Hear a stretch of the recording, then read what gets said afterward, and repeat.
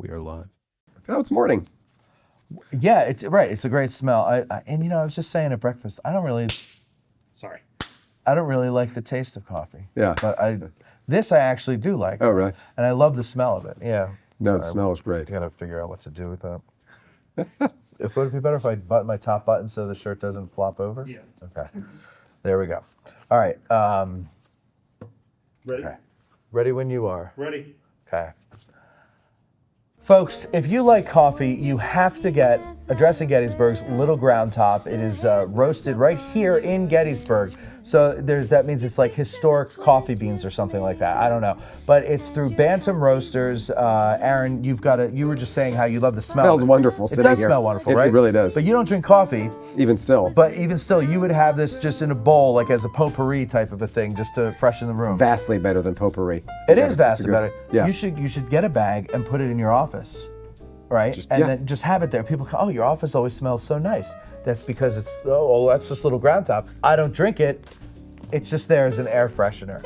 And I think your wife would like this, though. She would. You know what? Okay, you can take a bag with you for your wife. Are you sure? Yeah. Okay, you got enough here for. Well, I was going to you're go going to buy have it. to take it later. Okay. Because I I'll need come up four and- there. You need four Yeah. there. So that, but Where is it sold? It's here in town. It's here at Bantam Roasters. So that's 82 Steinware Avenue, Okay. right here in Gettysburg. You can go down there and get it. Or, where do you live? Baton Rouge, Louisiana. Louisiana. It's so far away. It's going to be hard to come here twice a month to get a bag of coffee, right? You can go to addressinggettysburg.com/cafe and you can also get a bag of Little Ground Top. And I'll tell you something. It is selling like hotcakes. They can't keep it on the shelf in the store. People love it. I think honestly they buy it first because the name is kind of cute, Yeah, you it know. is very cute. But then they try it and they go, God damn it, this is pretty good coffee. So they come in and they get some more. And I know we have people who order it. They subscribe to it on through addressinggettysburg.com/cafe. They get it every month. They can't stand it. In fact, just this morning, a guy sent me a picture of the bag of Little Ground Top. He had something on TV, and he said, best way to start Father's Day weekend. He was probably watching Gettysburg now that I think about it. But the bag of Little Ground Top was right there in the thing. Anyway, 82 Steinware Avenue here in Gettysburg when you come to town, or addressinggettysburg.com/cafe.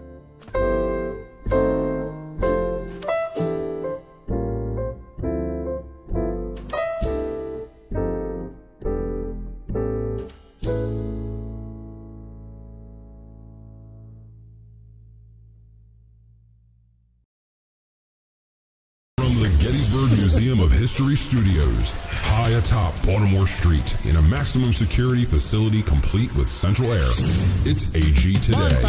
Hey, I'm Gary Edelman. Hi, this is Wayne Motz. Hi, I'm Joey, Sir AC, and you're listening to Addressing Gettysburg. And that's the coolest. And that's the coolest. Hi, this is Caroline Janey, and you are live on Addressing Gettysburg. You're listening to Addressing Gettysburg Today.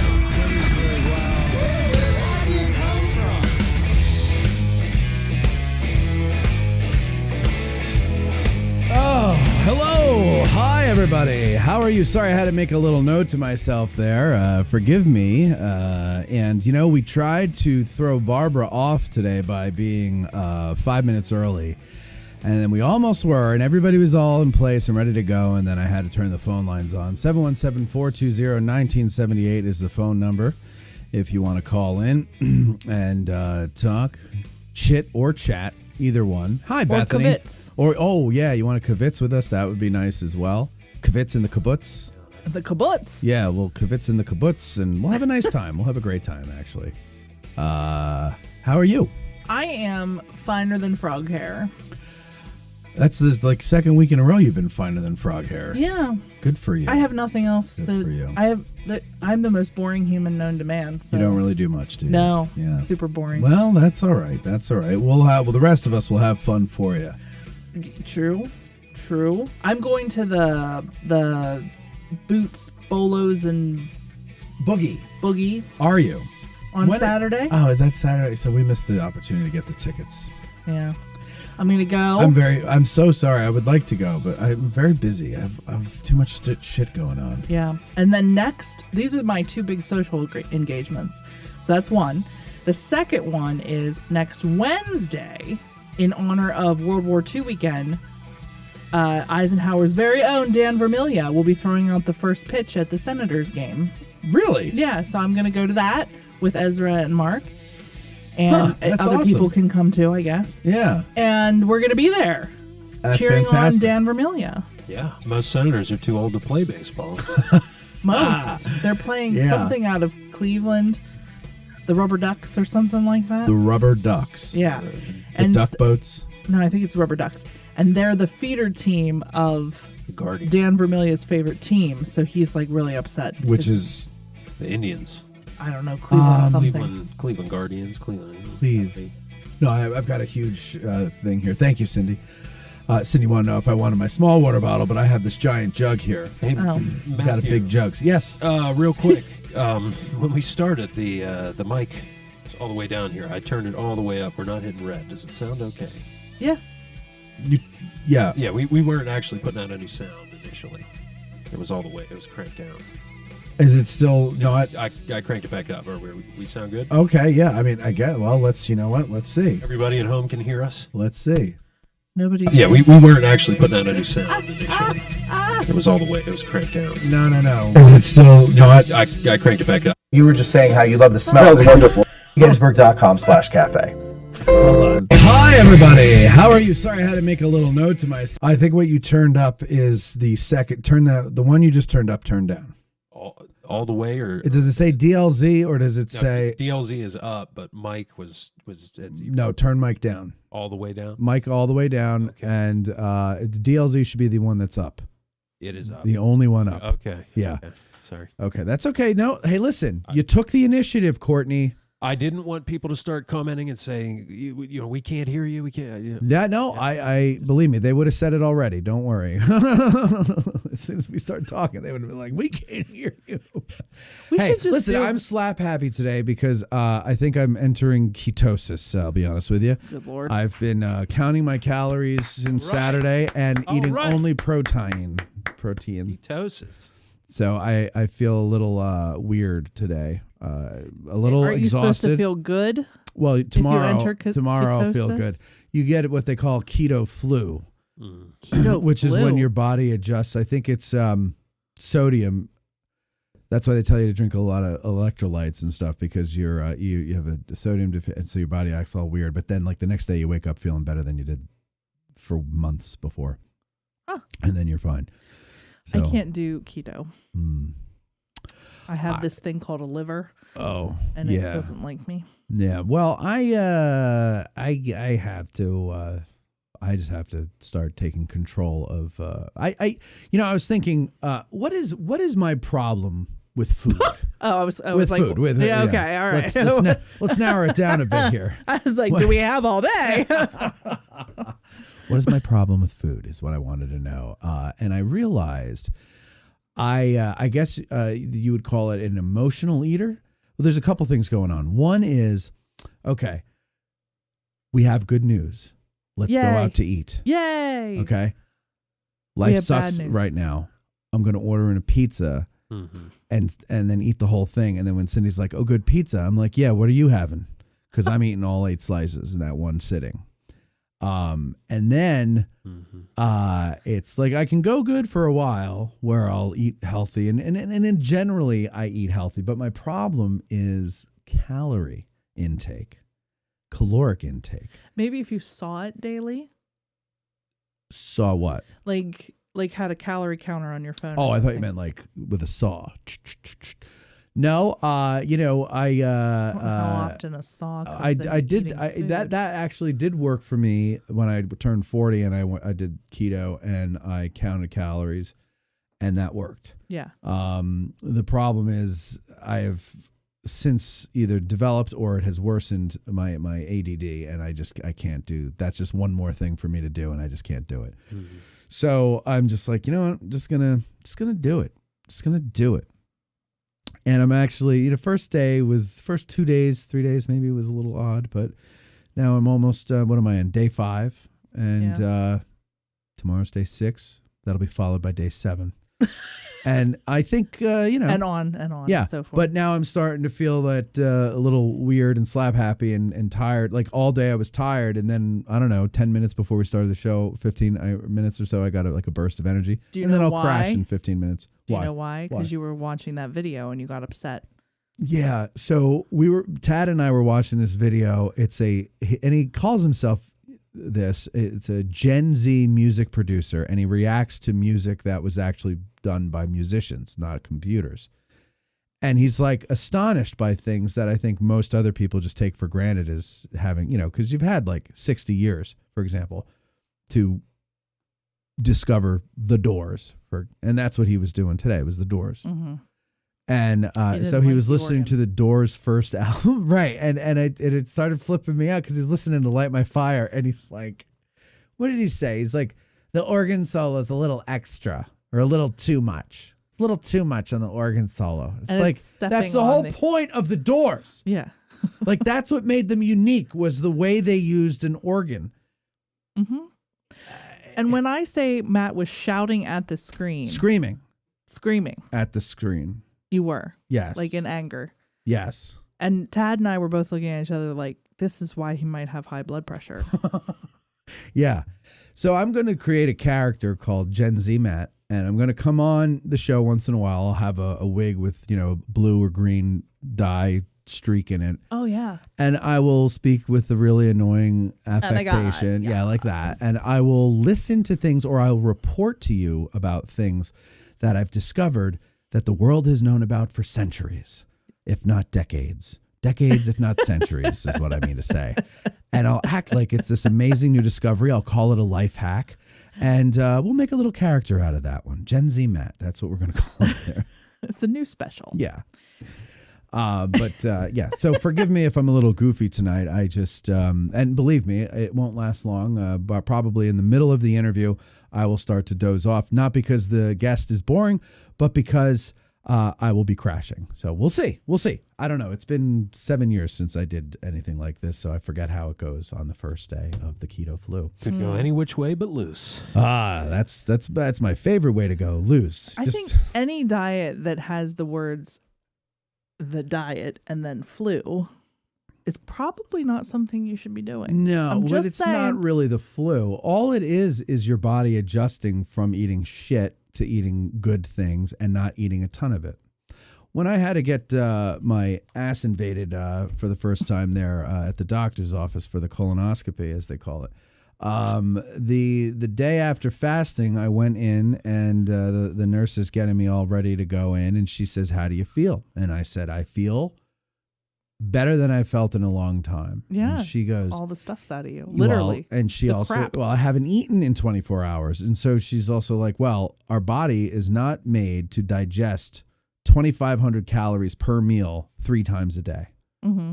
And when it's doing that, it's busy doing that. It's not busy fixing other things. And I believe that. Oh, 100%. Yeah, when I was that. in the hospital with that gallbladder attack, and I could only have liquids and the IV, which, by the way, again, I bring up for the second time on this show, you should always have an IV saline drip. Wait, just walking around? Oh, my God. I would carry that or- thing around. 110% I would.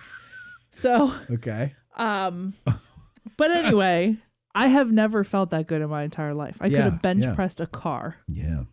I know. I was starving. I was miserable about that, but I was like, man, I could really go do some physical activity. Yeah, it's very weird. You need to eat for fuel, for energy, but then on the other hand, when you don't, you feel great.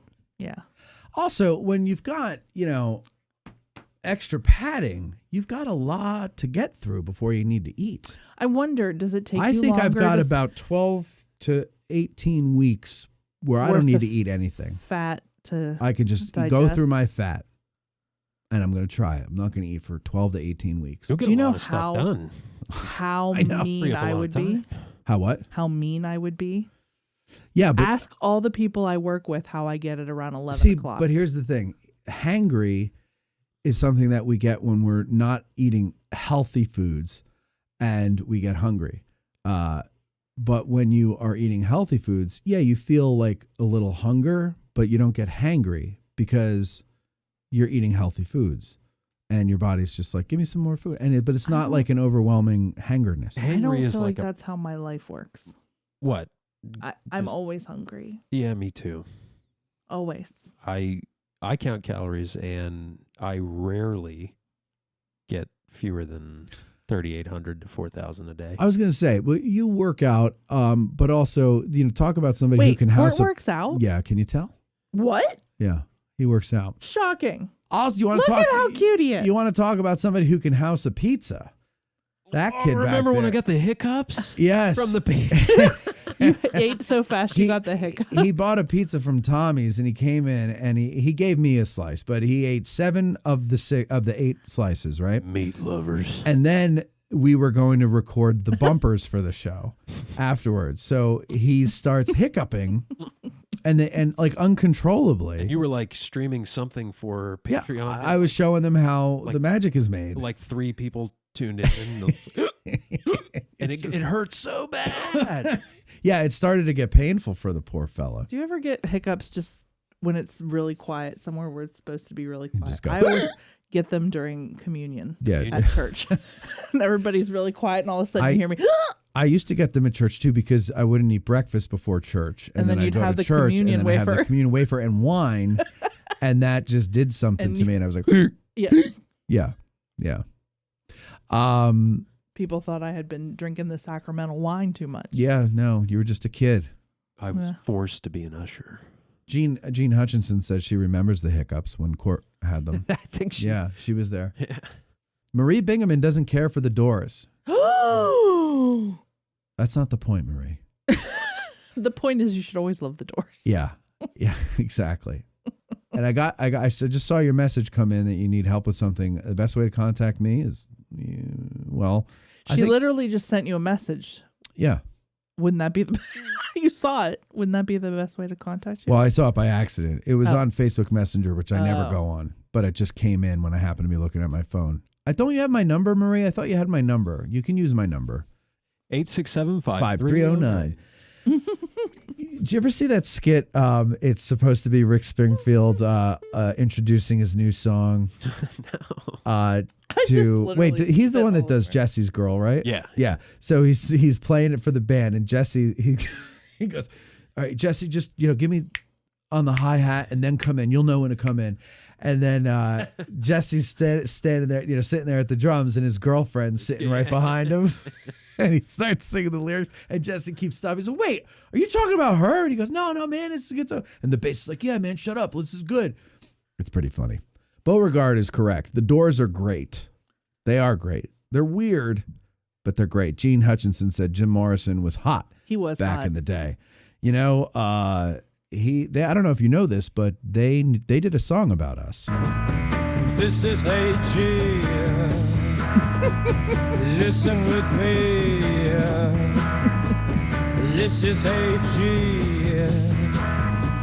Matt and Bethany. AG. They are the coolest cats. AG. They wear so many hats. AG. House alone with them and me. That, of course, was the Walk Tallers. Shut up. Don't bring up the Walk Tallers. Hey. Yes. Wasn't Jim Morrison part of the 27 Club? Yes. Okay, I thought so. Janis Joplin, Jim Morrison. But he looked older than 27. When he died. Jimi Yeah, he Hendrix. was like he looked like he was 38. 38. Janis Joplin didn't look that good either. They were both big alcoholics. Jimi Hendrix was druggy. Yeah. What was the singer who sang about rehab? Amy Winehouse. Yeah. She was 27. She was 27. Kurt Nobrain, he was 27. Yeah. There's a bunch of them. There's some other ones I don't know because they're not as famous. Yeah. But I know that there are other ones in that club. Probably a lot of 27-year-olds. See, but the thing is, they did 30 years of drinking and drugging in about 5 years. Mm-hmm. And when you pack all that living into 5 years, you're going to die before you're 30. It's like George Meade in that picture of him. Yeah. Exactly. He was looks only like he's 25. 20 million years old. Yeah, And yeah. here he's like, 47 or something? Yeah, something like that. Yeah, UA says drugs tend to age you. Yeah, that's why we spread our usage out here. That's right. Yeah. And we only use niacin, things like that. Yeah, Soft. the soft stuff. But we take a lot of it, so it's hard. Oh, yeah. I Oh could my never do that again. I could never do that. What, the that much niacin, 1,000 milligrams of niacin. That was insane. Yesterday, I took the niacin, went outside. It was very warm, so my blood vessels were already kind of opening. Man. Ugh. My brain Yeah. grew 4 sizes from all the blood flow. Barbara, God, she's got to get them in there. The song about you is People Are Strange. Oh. Yeah, it's true, though. That's true. Well, Barbara with the siege guns tonight. All right, so let's see. Some great news. We passed, actually, 30,000 subscribers here on YouTube. Thank you very much, all 30,000 of you, whoever you are. Most of you don't watch this stuff, but thank you anyway for all that jazz. And then I got to tell you a story. Oh my God. Well, it was a nice story. So John Reynolds, not the general, but one of our listeners. John Reynolds is his name, and he is, I believe, in Indiana. Pennsylvania? The state of okay, Indiana. There's a John I Reynolds. understand. Okay. Yes. Yeah. Oh, we have a John Reynolds in Indiana, Pennsylvania? Yeah. How the hell do you know that? Well, he's also a member. So okay. I think there he's you go. been into my work because I was like, John Reynolds, whoa. The Yeah, there's Indiana, a couple Pennsylvania one. I think. Yeah. Yeah, I don't he's think the an other older one's been guy. here a while. So adorable. Anyway, he's a teacher, and I want to have him on because it's a school that he and I think some friends or associates, whatever, started. Because you can just do that? Apparently. Okay. Maybe not everywhere, but out there you can. I don't know exactly why, so I don't want to say the because. I mean, I'm assuming it's because they weren't happy with the way the public schools work and how they're churning out subpar brains. But regardless, he's got this school going, and so the kids have to do a documentary about Frederick Douglass, and they're going to interview a local historian about some. I guess Frederick Douglass visited. Somebody try to kill him or something like that? I can't remember. I don't know a lot about his life. But anyway, it's about something that happened in Indiana when he was out there. Okay. And so John very wisely thought I should get the kids to interview Matt about how to interview people. And so I did that yesterday. I had a little Zoom with them yesterday. It was only 6 kids in the class, 6th graders. That's adorable. And it was very fun for me. I really enjoyed doing it. I love talking to a classroom of kids. You would be great at that. Yeah, for half hour. And then I'm like, okay, leave me. But I really enjoyed talking about it with them because, gave me an opportunity to talk about myself. Let's be honest, right? Oh my God. No, but really, the questions were good. Like they had some good questions for me that I didn't really know the answer to. But it was about like, how do you do this? How do you do that? And I'm like, now you're making me think. So I had to think. So that was good. Like, give us an example. He's in ketosis, Bethany. Yeah, I'm in ketosis. I can't really do that. It was literally yesterday. Give him a break. I'm just saying. It was a long time It was ago. yesterday. Yeah. He's been through enough. Well, it was like how do you start an interview? What do you do before the interview?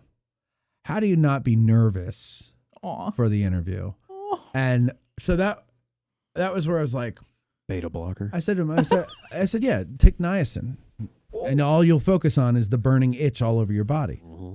No, I said with the nervous thing, I said, okay, well, why are you nervous? Oh no, one kid was like something like, it's just weird to talk to a stranger and ask them questions. And I was like, well, you have friends, don't you? And he goes, yeah. And I was like, well, how'd you get to know your friends?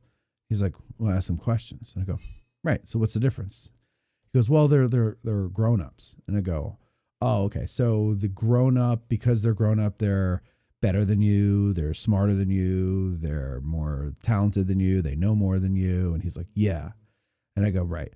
Those grown-ups were little kids like you.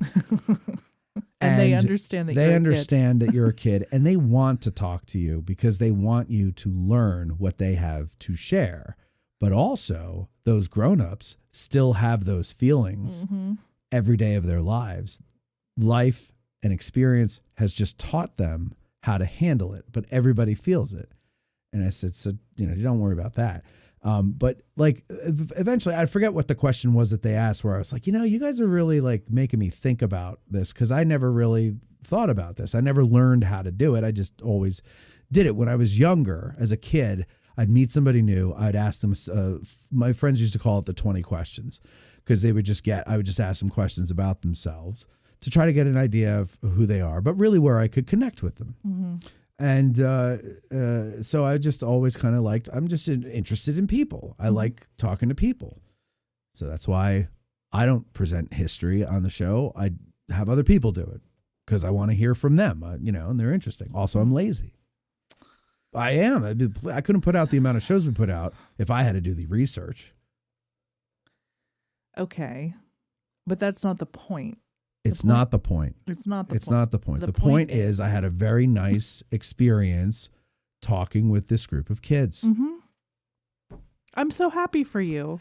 And then this morning, it occurred to me that I just should have told them told John to make them watch. And John, if you're listening, this is what you should do. Go find the unedited video of Ken Burns interviewing Shelby Foote for the Civil War series and listen to how Ken Burns does it. Because he doesn't say, what about this? Who is this? Who is that? He says, so tell me about Abraham Lincoln. And then he just goes. And then he asks questions. Mm-hmm. And then when he's done with Abraham Lincoln, he goes, tell me about Nathan Bedford Forrest. And that's it. Yeah. That's what you do. You get them to tell you stuff. That's one of the things. You have to get yourself out of the way. And a lot of people, a lot of interviewers are not very good at that. Yeah. And I fall prey to that too. Like I'll interrupt or something because I'm trying to just keep it light and entertaining.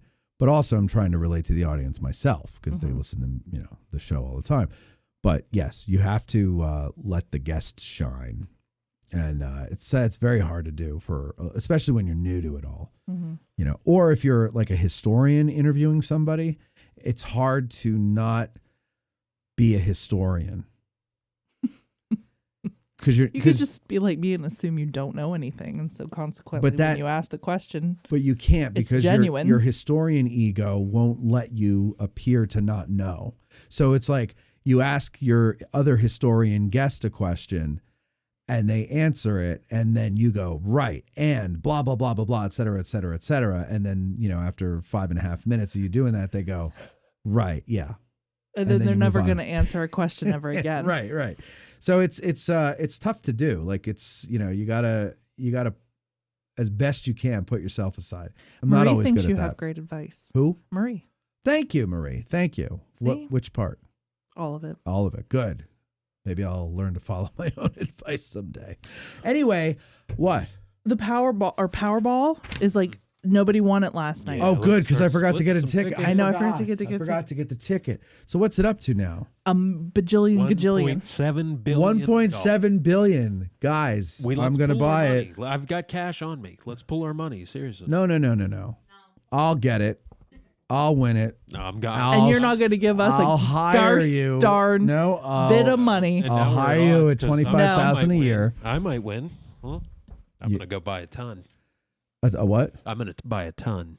You only need one. I feel like people who win that only buy one. Your odds double. Yeah, no, sometimes you hear about like a group at an office. They all pool their money and do Bought it. a whole bunch. We did that last week at work.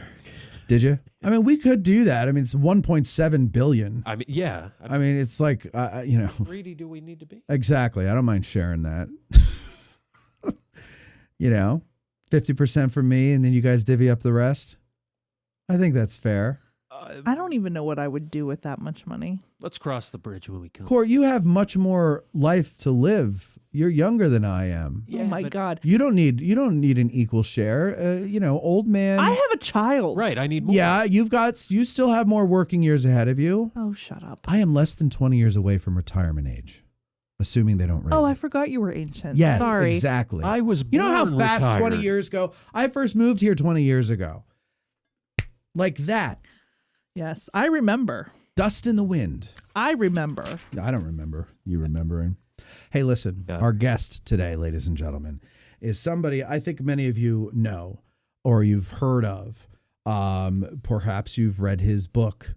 perhaps you're about to read his new book, which is a children's book, actually. I didn't know that. Oh, yeah, I bet you didn't know that. His first book, I believe it's his first book, is Beyond the Gatehouse, Gettysburg's Evergreen Cemetery.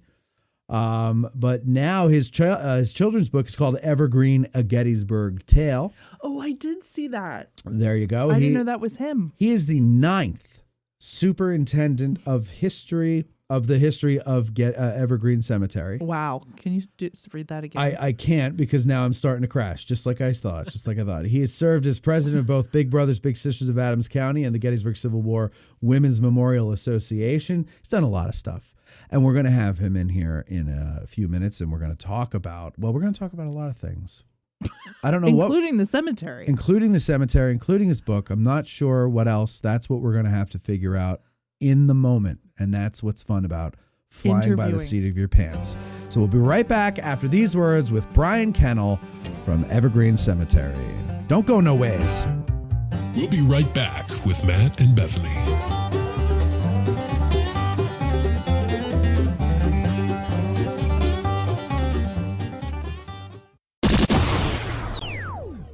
At Digital History Pioneers Foundation, we are about grassroots history on digital platforms. That means we are about podcasters, documentarians, YouTubers, and even TikTokers. All of these creators are out there trying to share their love of history with the public.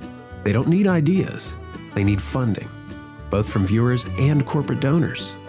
DH Pioneers' initial funding focus is on the Civil War era, with a special emphasis on the Addressing Gettysburg podcast.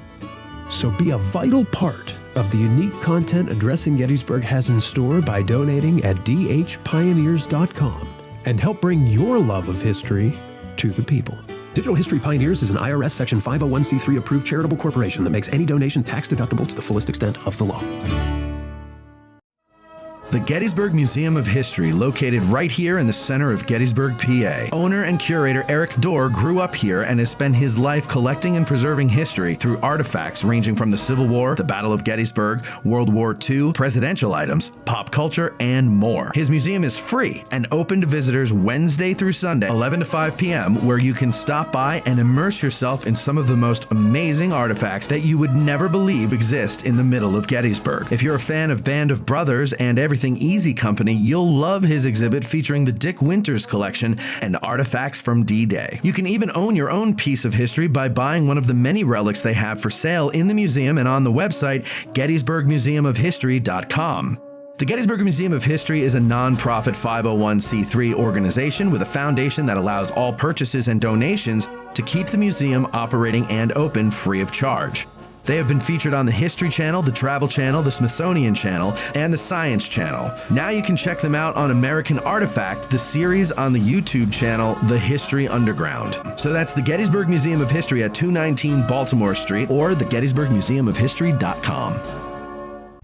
Seminary Ridge Museum and Education Center, Gettysburg's premier museum, is housed in the historic Lutheran Seminary building constructed in 1832, a witness to the first day of battle. The museum's 3 floors of exhibits connect visitors to the dilemmas that led to the Civil War, provide a powerful and personal view of the battle's first day, and explore one of the battlefield's largest hospitals. No visit to Seminary Ridge Museum and Education Center is complete without a guided tour of the building's famous cupola, where on the eve of battle, officers and civilians saw thousands of Confederate soldiers' campfires burning to the west, and Brigadier General John Buford watched for vital federal reinforcements as fighting erupted on the morning of July 1st. Today, you can stand where Buford stood and discover how this view helped chart the course of the Battle of Gettysburg. Your trip to Gettysburg is not complete without a serious visit to Seminary Ridge Museum and Education Center, Gettysburg's premier museum. Purchase tickets online at seminaryridgemuseum.org or call 717-339-1300. To get tickets or a cupola tour, listeners may call or walk in and mention Addressing Gettysburg, or by ordering online using the promo code AG1863 for 20% off. Seminary Ridge Museum and Education Center.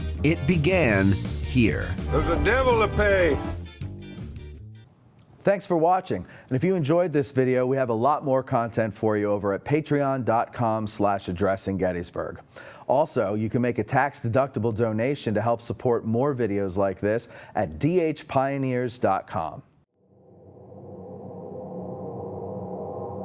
You're listening to Addressing Gettysburg.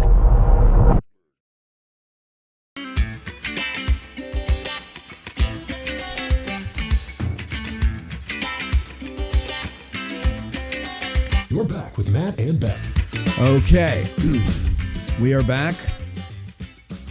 And our guest today has, just released this? Just released this children's book here. It's called Evergreen.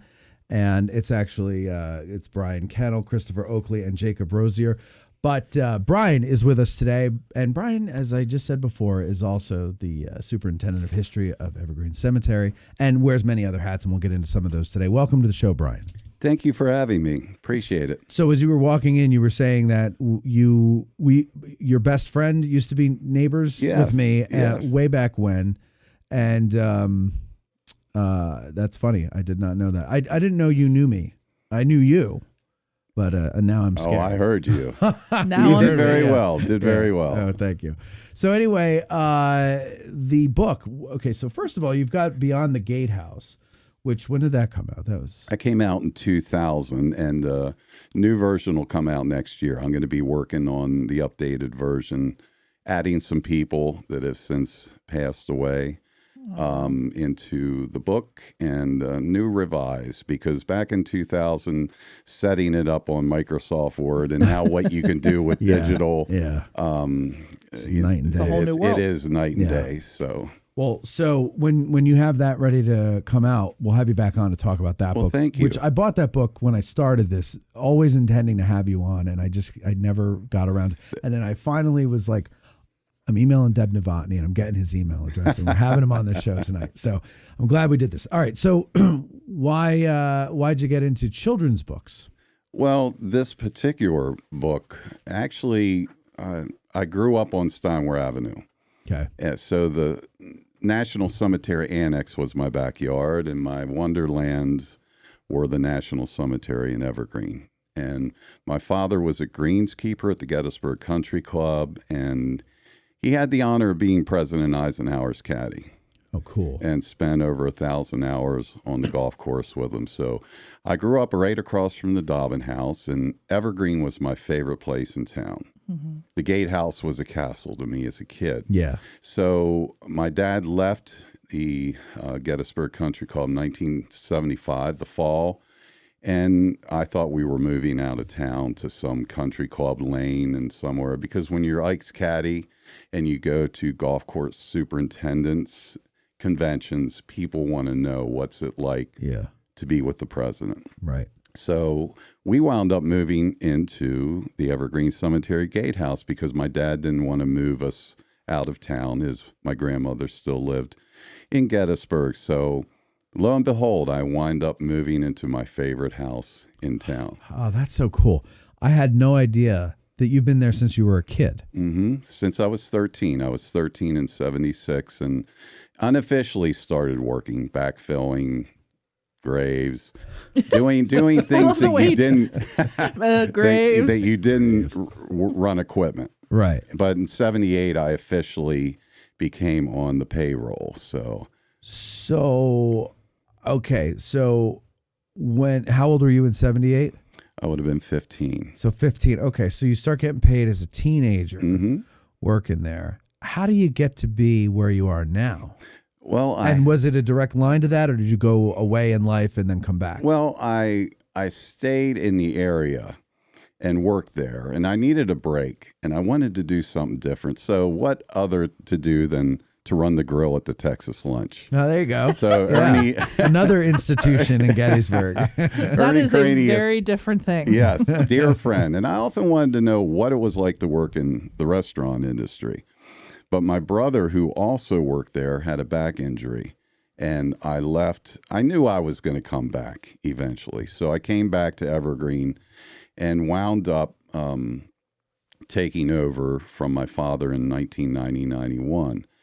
But my interest in Evergreen as a kid was a nature sanctuary. You know, there was all this history. Yeah. Gettysburg was a lot different back then because when I was in junior high school, I would come home from school and Bill Frazanito, who I didn't know by name, was out wandering the grounds doing research. And I was like, who's this dude out here walking around? And I learned from my father that it was Bill and that he had some books. And so eventually I started getting interested in the history.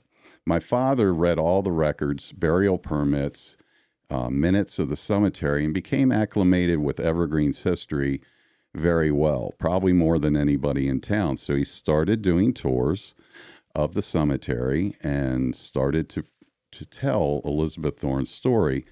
And he used to, usually after he would do a tour, he would say, I think there should be a monument to Elizabeth Thorne and the women of Gettysburg. So that's stuck in the back of my head. The 90s come about. I start learning more about the Eddie Planks, the Marianne Moores, the David Wills, David McConaughey's, and I started getting interested in the history gradually. But my dad always said he was going to write a book about the history of Evergreen. And this happened each year. I would ask him if he started the book well. And he was acquiring information from people. Yeah, you don't just write the book. No, it was over time. But by the time, what's interesting, I think of it now, I'm 62, and that's when my dad started phasing out of Evergreen. As far as... at that age, you mean? Well, he was still involved. He sold monuments and he did payroll and handled the book work.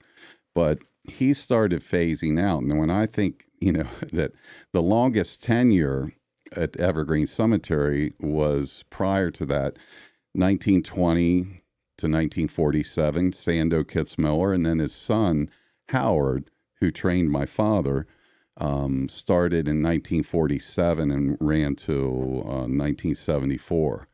And I've eclipsed that 27-year mark and sort of running for the Cal Ripken streak of Evergreen Cemetery superintendents. But I've been very fortunate.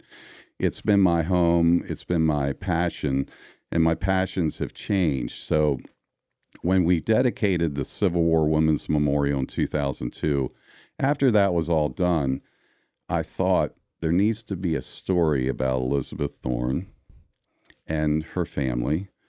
But because of my interest as a kid in nature at the cemeteries, I thought that the story should be more or less told through the eyes of the animals.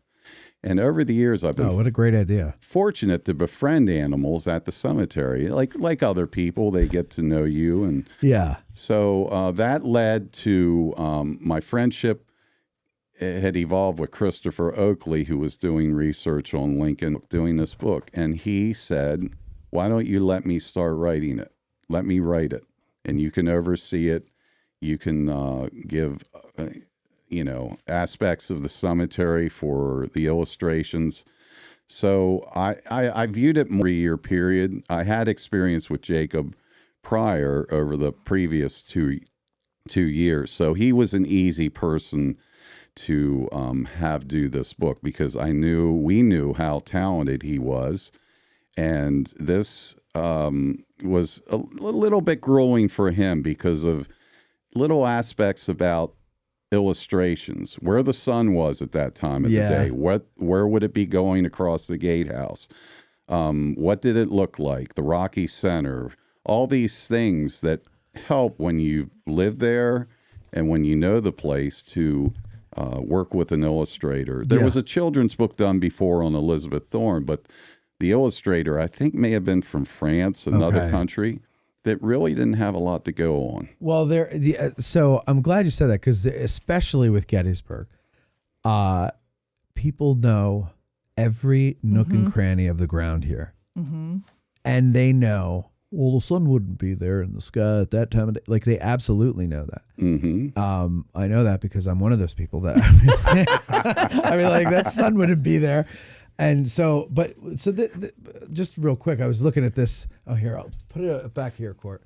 Okay, maybe that's not the better way to go. The lighting's a little dull. Well, how about there? Can you see the bottom left? That one there. There's the battle is going on in the background. Here, flip it around. Yeah, it's not light enough. That's all right, much better. that's better. Okay, let me get the glare off of it there. Okay, battle's going on in the background, and there's what is that?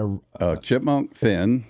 Okay. Tell is pushing a box turtle out of the way to try to get back behind the gatehouse where the turtle would be protected. Yeah, I love that. These illustrations are fantastic. The animals are experiencing all this stuff as opposed to people, right? I mean, like that. The main characters are animals. Well, the main river flowing through the story is the story of Elizabeth Thorn and her children, and what happened to them. But the animals, as far as a story that has diversity, the animals are the diversity.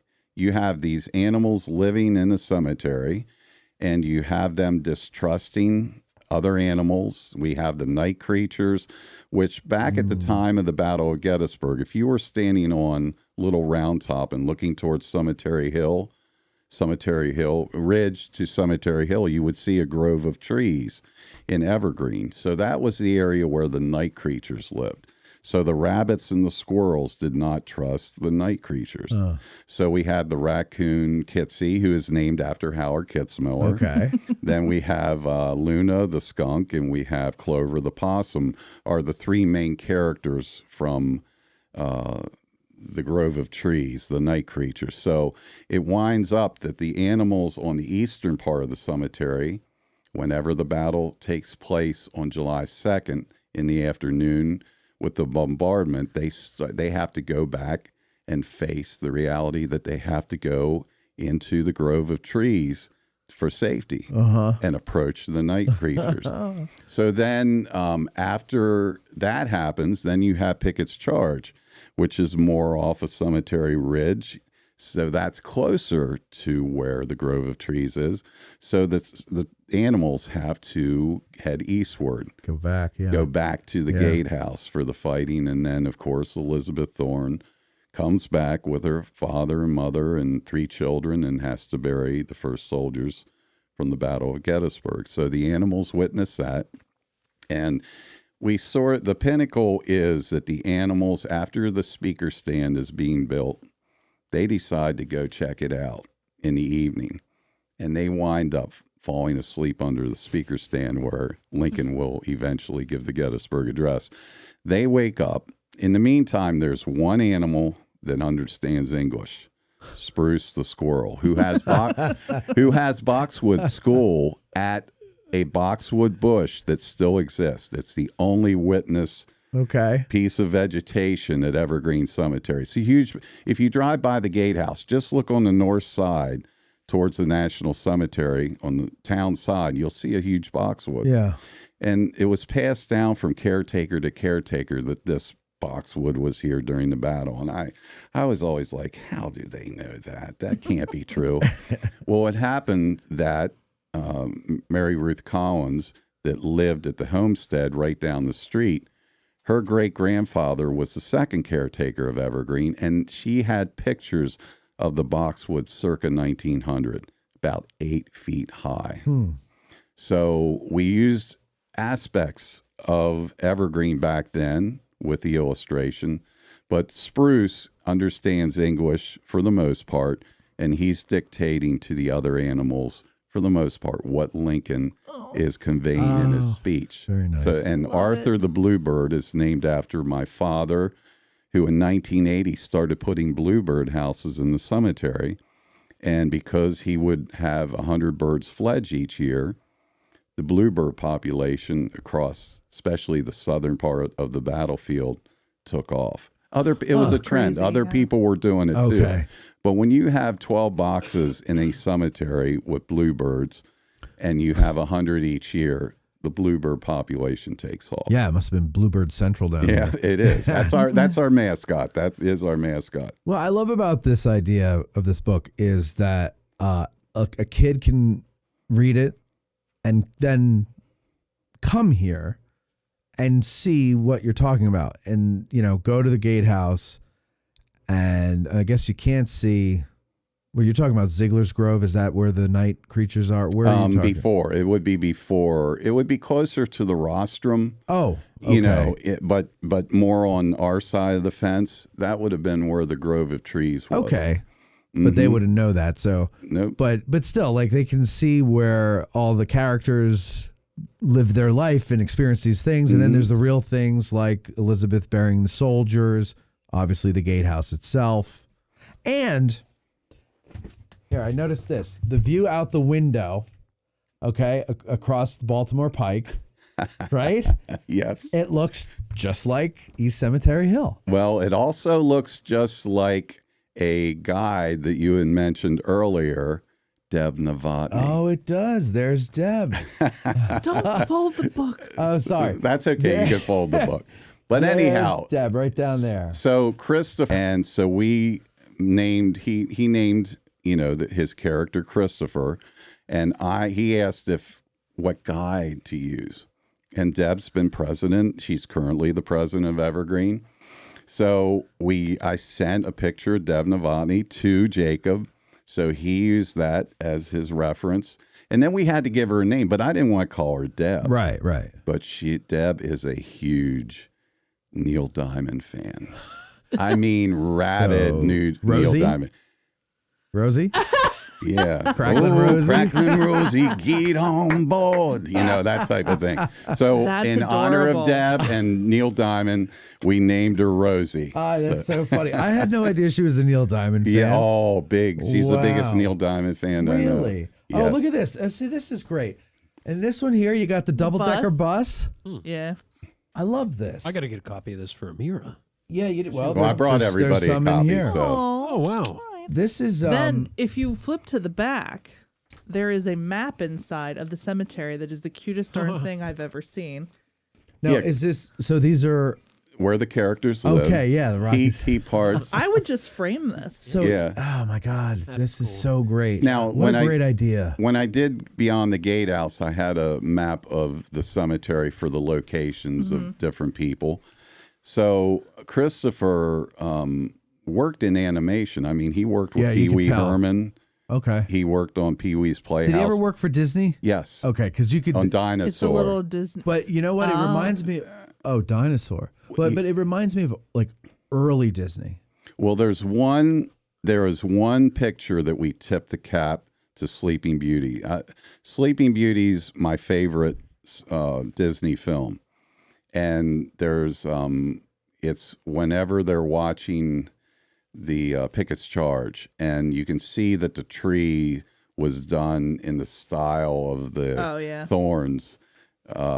You flip here. That has more of a Sleeping Beauty feel to it. Yeah. God, I love this. This is so cool. This is great. Now let me ask you about greenhouses, gatehouses. Because this gatehouse here is so unique. I think. I mean, I've been to a lot of old cemeteries. Oh, yeah. I've never seen a gatehouse like this. Well, that's a good point to make because it was interesting.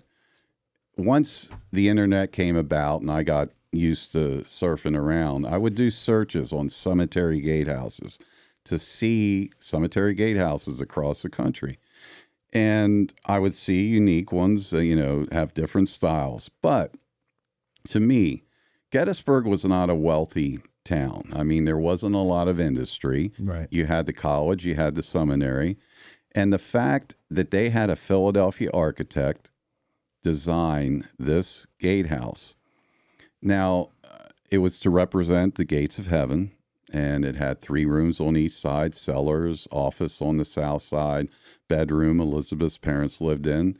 On the north side, town side, you would have had a cellar, which would have been used as a kitchen, a living room where she fed General Sickles, Slocum, and Howard, and the bedroom, which we call Elizabeth's room upstairs, would have been her bedroom. It's built to represent the gates of heaven. But what I didn't know, and I still claim this is what I believe in. Have you ever seen the movie National Treasure? Yeah. Okay. There's the scene where Nicolas Cage is at Independence Hall. Now, I was at Independence Hall when I was a kid, but I hadn't really seen pictures of the whole building.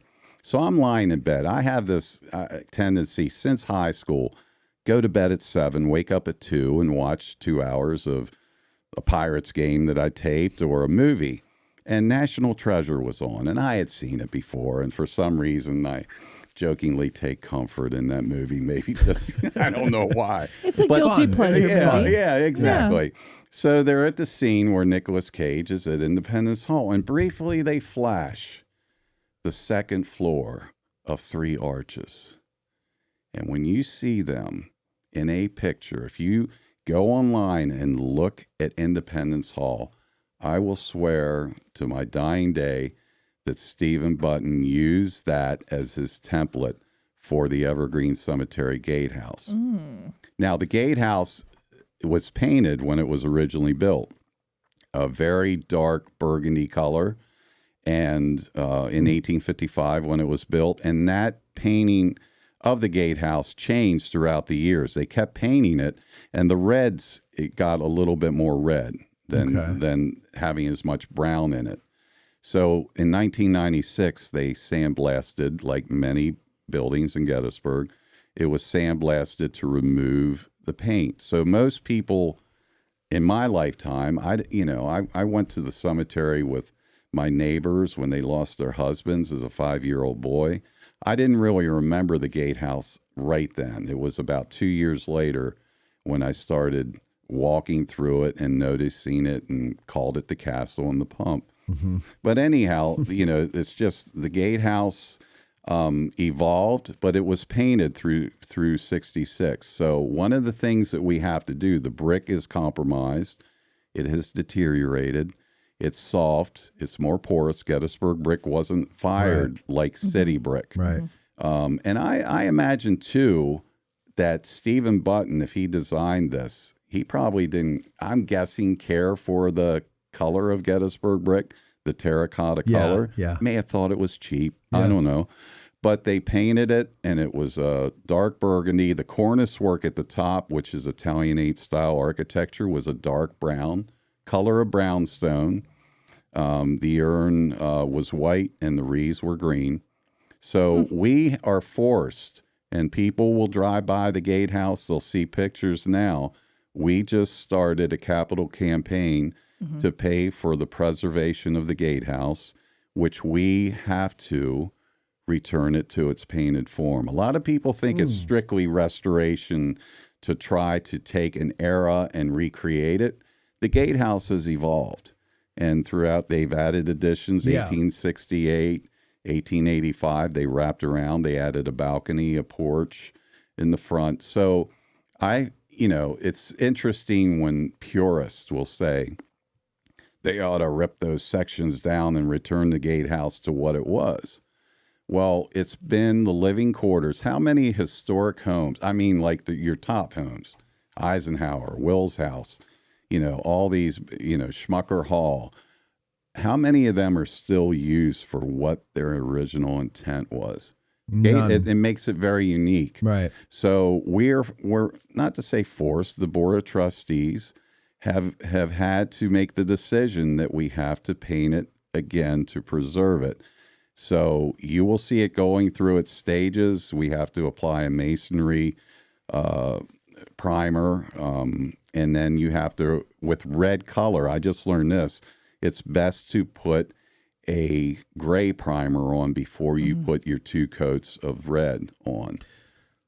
Keeps it to be the true red color. Red does not hold up over time as well in the sun compared to other. It turns to pink. But if you look at the Wills house, and I don't know how many years ago that was painted, it still looks good. It does. It's holding up very well. The paints we have today are a lot better lasting than what the lime wash, would have been a lime wash on that building when it was first painted. Are you concerned that people are going to be like, that's not how it originally was? Because, of course, it was a black and white photo and people get weird about stuff. Well, actually, it's brown. It's interesting. If you have early photography at Gettysburg, when I was writing the book and doing my research, I thought to myself, I wonder really what color this building was. And when you look at the left part, if you open up early photography or any picture of the gatehouse, you will see on the arch where there's mortar showing. Now, mortar showing means that was not a cannonball hitting it or a fragment of a shell, and you see the stain around it. And I'm like, well, you don't see mortar on the rest of the building, but you see a stain. When we had the building repointed in 1999, Jim and Treary, who was doing the work, knocked on the office door, said, come out here. And he had ripped the outer bricks off the face above the arch. And he goes, man, I don't know who patched this up, but at some time they had water damage.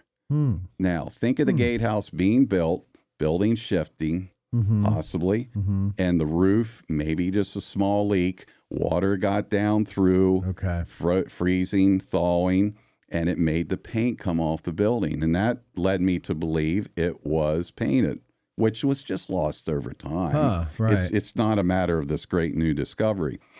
Just so happened that the painter in the house was painting a closet that sits against the north side of the gatehouse. And the plaster was not horrible, but it was cracked. And he goes, I don't think I want to paint this. So I said, well, rip it off. So I ran down, got a garbage can. By the time I came back, Andy had uncovered an entire section of the original color of the gatehouse. Really? And that was the only color on the brick. And that also led us to know what the color was exactly. And also I took a paint sample from the cornice up on the upper corner, northeast corner. And lo and behold, there was white, brown. And I'm thinking, oh my gosh, what color combination did they use? And the park had records that stated, and this is something we didn't have, but the park had records that stated that the color of the cornice shall be brownstone, which led me, okay. But if you look at those black and white images or sepia images of the gatehouse in all the books, look how much darker the cornice is than the brick. Well, so Cor, go to number 6, and Brian, look up there. Is this one a good one, or do you want to? Okay, so show me what you're talking about, and I'll move the mouse for the. Okay, just move the mouse to the left. Do you see mortar off of that, below that wreath there? Over here? Yeah. It's somewhat, I guess it's in, that picture has a lot of shade in it. Yeah. But right about below where your cursor is where you see mortar showing. It's that lighter part there. Oh, here. Yeah. Okay. Yeah. Okay. Okay. I'll move that so the audience can see. So when you look at and knowing with the discovery of that closet and the uncovered section of the brick wall, look how much darker the cornice is than. So I have reference by the closet, the brick showing how dark that color was. But then you take the color of brownstone, which is a lot darker than the brick. And also the brick, it was painted in 1855 between September and November. So that color is a lot darker. And that was just lost over time. I don't claim to have this great discovery, but it was just right in my own home and out on the cornice. So that was a neat find, because when I told Bill, down at the mines, Bill Frazanito, he was really interested in that, because all your illustrators, now think the 90s is the magical in my life. Just think of the movie and Ken Burns' documentary. We'll never, I don't think I'll ever see another decade like that. No. So it was just a matter of all this came about and this find, and Bill was very happy that this was defined as the color of the gatehouse. Yeah. All right. So that just kind of blew my mind. I know, me too. So you described all of the rooms and everything in the gatehouse.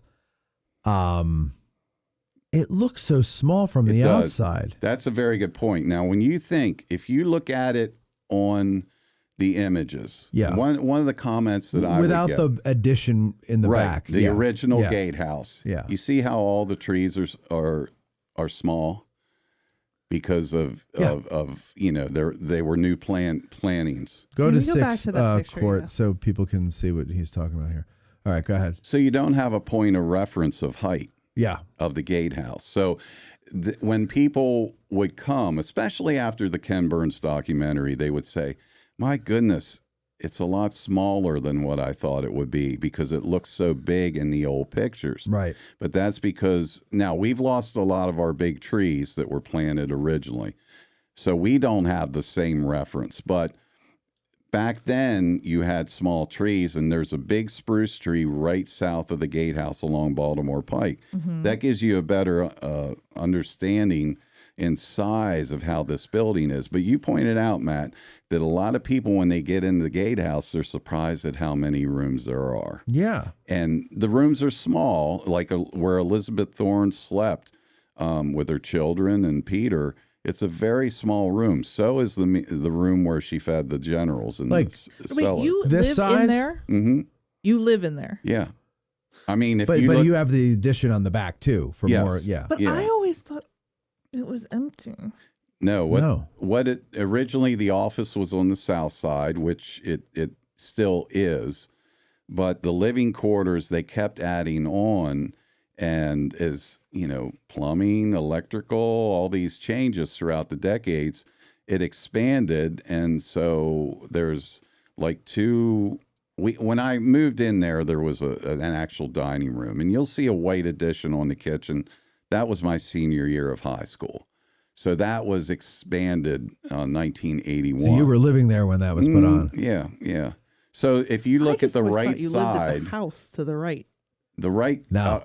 Elizabeth Thorne's, that was where my sister, that was her bedroom when we moved in there in 76.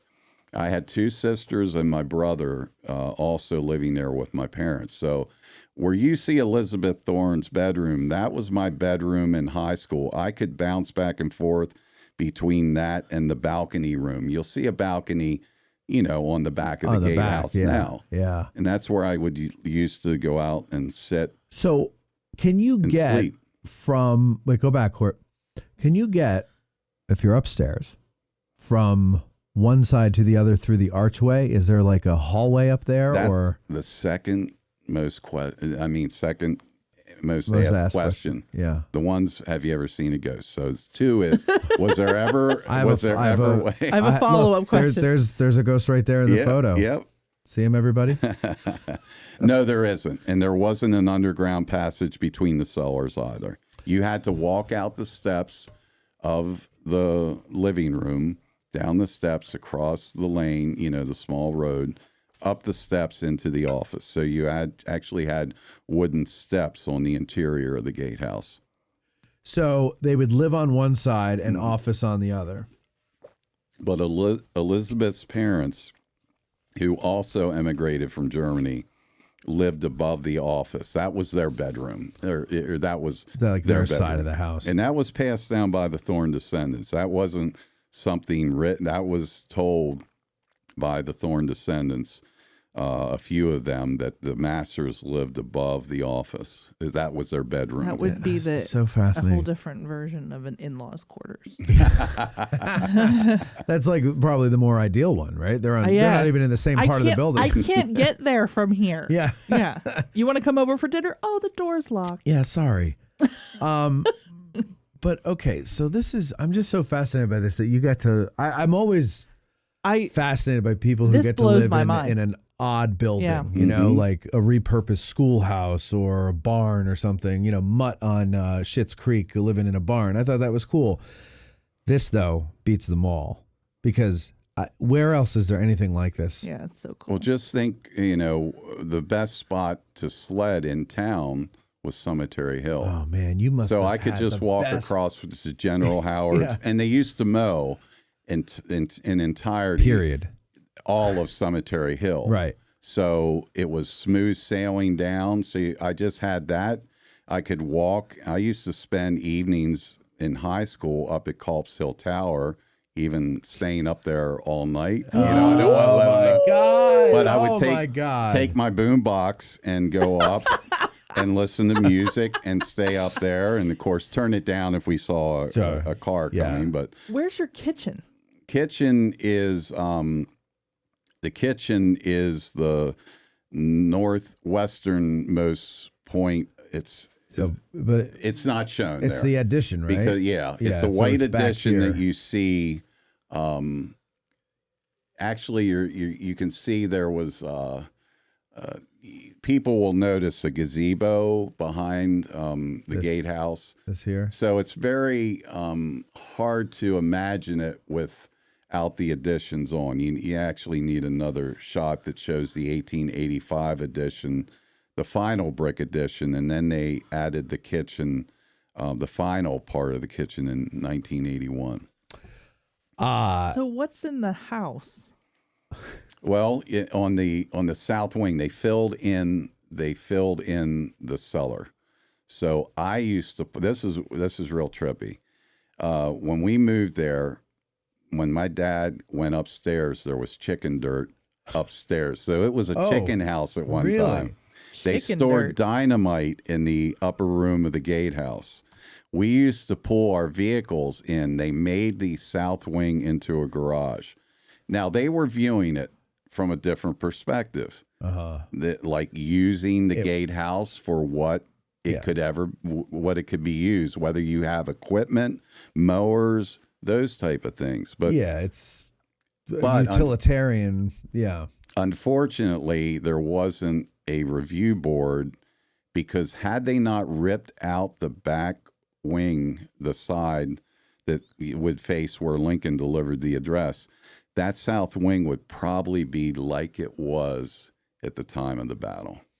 And that's just a shame, but it's just, we can't go back and change that. No. But my feeling is my golden era of the gatehouse, personally, when I see photos, is circa 1920, when there's an iron fence in front of the building. It's painted the red color. The balcony has been added. The front porch has been added. And for somebody that has had the honor of living there and experiencing it this amount of time throughout the age of 13 on up, I feel the gatehouse evolves. And just because it was what it was at the time of the battle, how are you going to recreate that? Where is the caretaker going to live? You going to rip down the rest of the building? Where are you going to? Where's the caretaker going to live? I was just looking at that one. Here, let me pull it up for everybody. Who are these people out front? That is Harry and Mame Trossel, who were the caretakers. And most likely one of Harry's helpers or workers is probably standing along the sidewalk. That's crazy. But we colorized the image to give people an idea of what the building looked like then. And that's the main image that we're using to, let's say, educate, but familiarize people with what this building looked like throughout the decades. And around circa 1920, I think they took it before they retired and moved out of the gatehouse. Gotcha. Makes sense. Because Sando Kitzmiller moved in with his family in 1920. I got to tell you, I am the least observant person I know. I always thought, go ahead, Court to 6, that the addition was a separate building. Was in the back. I mean, I know it goes back, but like, I didn't realize it was on the side, and there's a porch there. Where the hell? I've literally driven through that gatehouse. How do I not? I'm looking at that right now and going, that's not what I remember it looking like. Did you think that too? Exactly. Yeah. What they did, it's in the minutes. It states they built right behind the gatehouse first, towards the pump that's back behind there. They in the cemetery minutes, it says that it was built for the convenience of the pastor. Okay. Now I take that maybe as that was a place where if a pastor was coming to meet with a family at the cemetery, bad weather, meeting room, to get ready, talk with them, or if they were, I would think, I don't know if they had graveside services back then or whether they all came from, churches. You think one of my favorite scenes I would have loved to seen is John Burns' body casket being brought on a sleigh through the gatehouse and snow-covered grounds. But They built the addition 1868, and then they actually built northwestward. They built back and towards town, and then in 1985 they wrapped around towards Baltimore Street with the last brick addition, added the front porch and the balcony. Huh. That's so crazy. do you actually now, do you live in the addition or do you utilize the gatehouse rooms as well for a living space? It's all on the north side. Okay. That's the living quarters of the caretaker, is the north side. So then now what do you use The storage up on the south and the upper bedroom. That's if you've ever seen the view from November 19th looking towards where the Gettysburg Address would be given. Yeah. That was taken by Peter Weaver out that window. So that's the photo. Some people are confused that happened out the window on the north side, but you can see the camera in the window. Yes. Looking towards Baltimore. The guy that figured out where the stand was, his presentation, he showed the opposite and showed us the camera. Yes. I thought that was so fascinating. Yeah. You know what I'm talking about? I do, but I missed the presentation. I just heard about it from very other people. good. So the north side, when I was in high school, I could bounce between Elizabeth's bedroom and the balcony room. That was really cool because we didn't have central air. So when you got 6 days in mid-90s, that brick heats up and it doesn't cool off. So I would drag, we had bunk beds, and I would drag my mattress out onto the balcony and sleep out in moonlit nights, listen to music. You're right. The 90s, the 80s, everything up until 5-6 years ago seemed really awesome here in town. Like, it must have been an awesome place to grow up, right? Like, it was almost like, it sounds to me like you guys had a lot of, what's that word? Freedom. Like, you know, like I know many people with these stories about, going out on the, sleeping in the Culp's Hill Tower, going out on the battlefield, partying at Devil's Den. Drinking at Devil's Den. Drinking at Devil's Den, yeah. I remember we took a tour with Dean. Well, it wasn't a tour. It was just a bunch of us hanging out with Dean Schultz at the Angle. Oh, my God. We just started asking him questions about, like, what was it like growing up here when you were a kid and, all that stuff. And he said, I bet if you took a metal detector now down to the big Round Top area, you'd find more of my beer cans than you would find any artifacts. So, like, it just was a different time. Different way of growing really, up. I mean, really pre-21st century, it seems like. It must have been awesome. It was, the Steinway Avenue experience was cool because most of those homes from the, the mini mart up to Tommy's were homes. Yeah. And, there were a few that started, where O'Rourke's is now was the steakhouse. That was a steakhouse, and then it became Fujiya, and then eventually Buckley's, and morphed into O'Rourke's. So it was Fujiya. So it was a Japanese restaurant? Mm-hmm. Really? That seems so or weird. Korean. Back when? Oh, late 70s or really? up through the 80s, yeah. You're kidding. That sounds amazing to me. We didn't even have Korean restaurants in Jersey until 3 years ago. Maybe I'm exaggerating there, but that's pretty cool. Okay. But think of where the National Cemetery Annex is across from Tommy's. That was all homes. Houses, yeah. Yes. The coffee shop across from Bantam Roasters. That's where I grew up. In that house. 82 Steinway Avenue. So In you Bantam. can see before that parking lot was behind it, it was all a field. So now when we do commercials for Little Ground Top, instead of saying at 82 Steinway Avenue, I'm going to say at Brian Kennel's old house. See if everybody in attention. town is like, yeah. It's like, what? So wait, okay. So you lived in the house next to the coffee shop, or the coffee shop? The coffee shop side, yes. So that. Oh, I always thought that was built by what's his name? Tour company? Yeah, the tour company. But what's the guy's name that had that? Smith? Well, when we lived there, Leroy Weinbrenner owned it. I'm almost certain that's who we rented from. So the Dobbin House was a museum back then. Right, okay. And then Jackie, turned it into a restaurant. And that fine just dining establishment. Took off.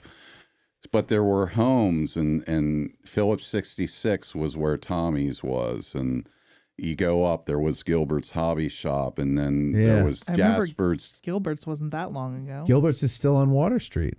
He moved, but he's over on Water Street. Oh, He okay. was he in the Christ's old place? Where was his shop? It was where Dairy Queen recently was. Right.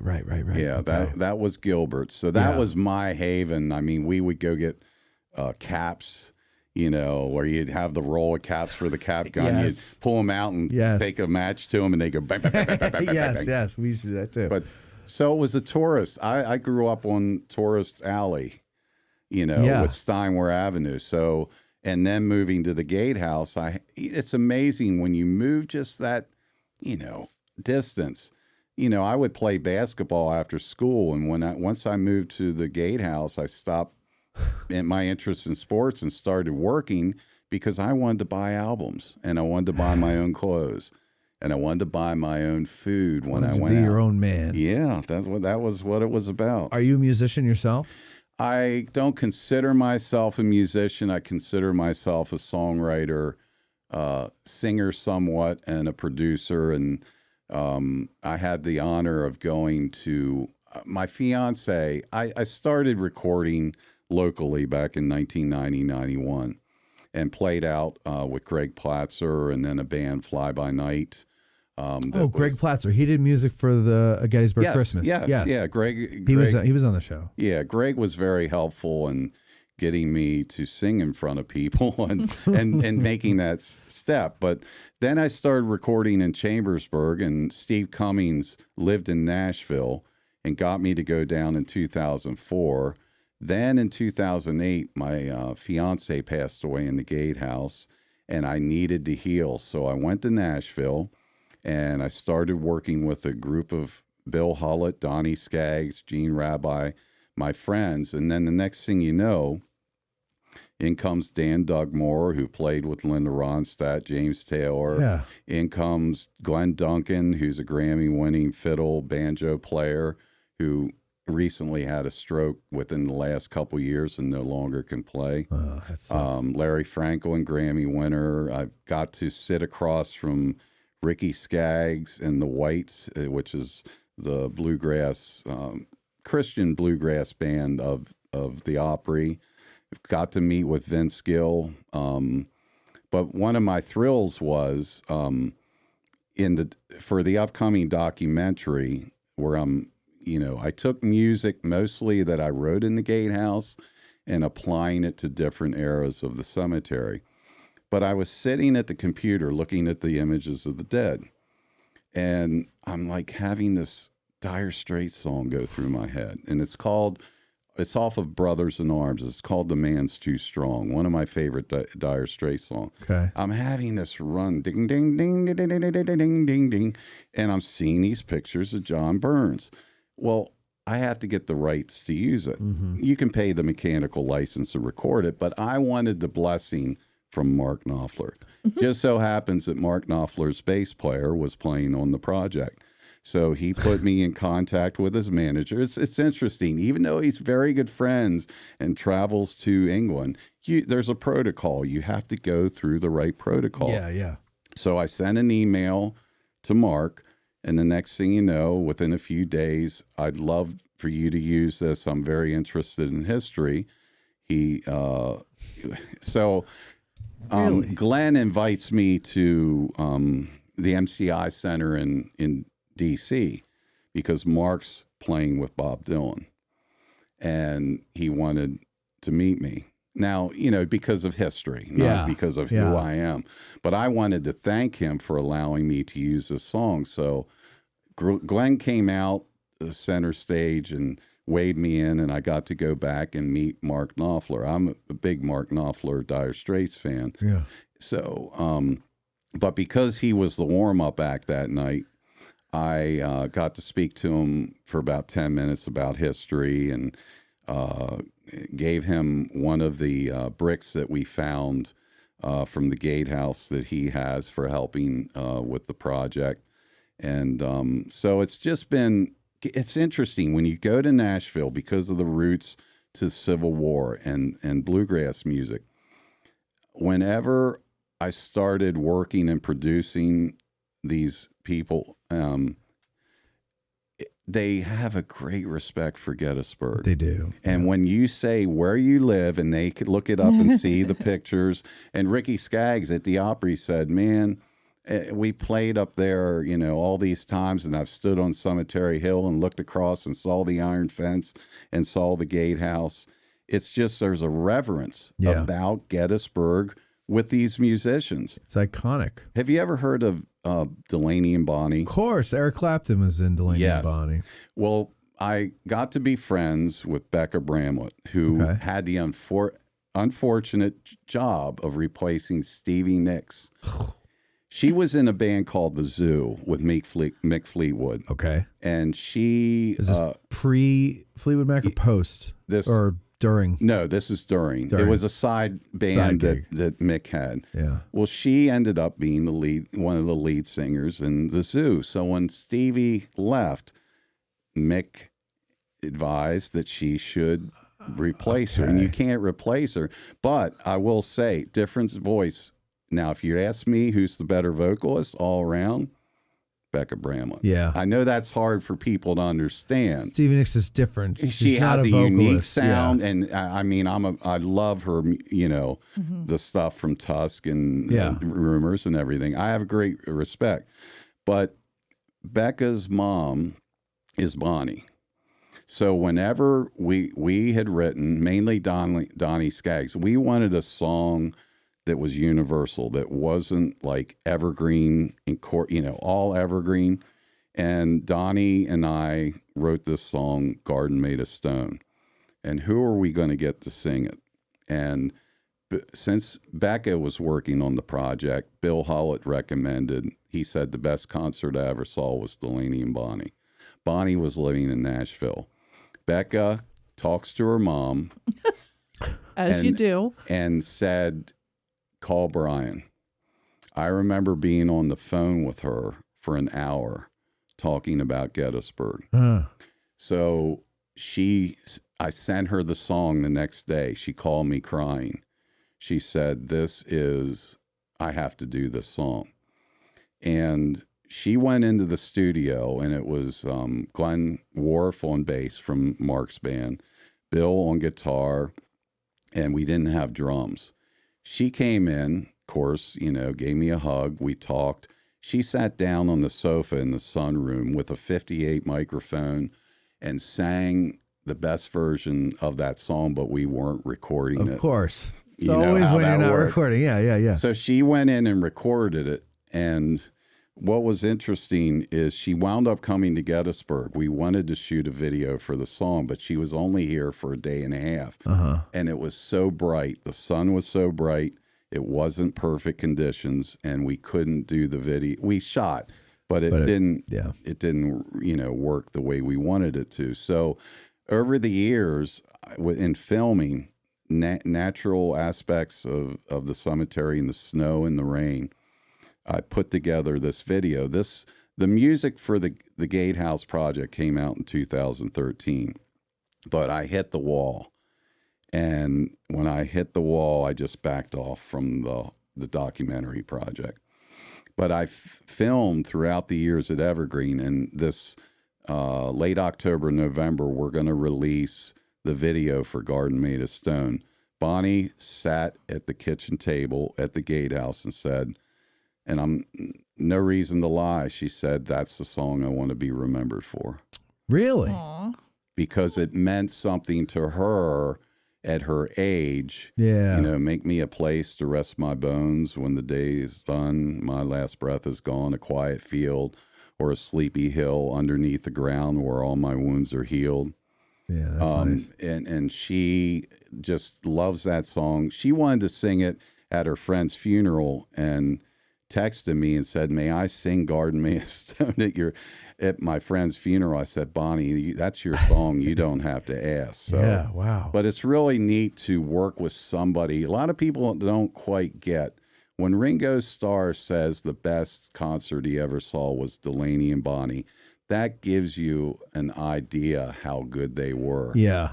And it's funny. Like most people probably haven't heard of them. Like they, it's not like they've had all these like #1 hits or something like that. Yeah, but the they're thing like a is, musician's band, right? And Delaney, what's cool is, give you an idea. Bonnie has performed with John Lennon, Paul McCartney, George Harrison, toured with them with Eric Clapton, Dave Mason, Leon Russell. If you're familiar, a lot of people are familiar with the Carpenters version of this song. They don't understand that the original name of the title of the song was Groupie, but it's Superstar. Yeah. Long ago and not so far away. That was written by... You sound just like Karen Carpenter. Leon. Right there. I tried to soften it. But if you think Leon Russell writing that, long ago... I didn't know he wrote that. Yeah. You can tell the section that Leon probably wrote. What, lyrically or melody. Before the second show. That part. Yeah. Yeah. That melody is Leon Russell. It's wow.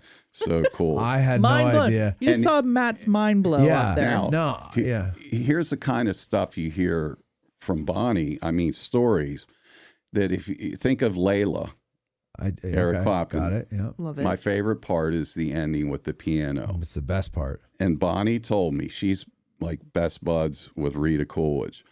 That was a warm-up exercise that Rita came up with. Really? Dun, dun, dun, dun, dun, dun.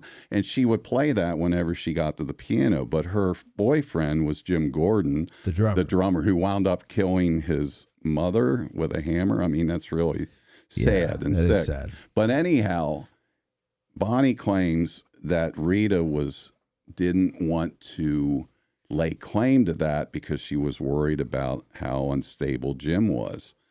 That was a piece that she wrote and never got credited for. So he got the credit for it. Well, I always heard that was something the drummer wrote and they just added it. That was Rita's. And that's straight from Bonnie's mouth. And it makes sense when you look at the history of Jim Gordon and the fact that who they were. Yeah, that the fact that they were a couple. Wow. Yep. You're blowing my mind, Brian. I can't believe it took us 20 years to meet. I mean, all the great stories I've missed out on hearing. We're going to have to get a beer.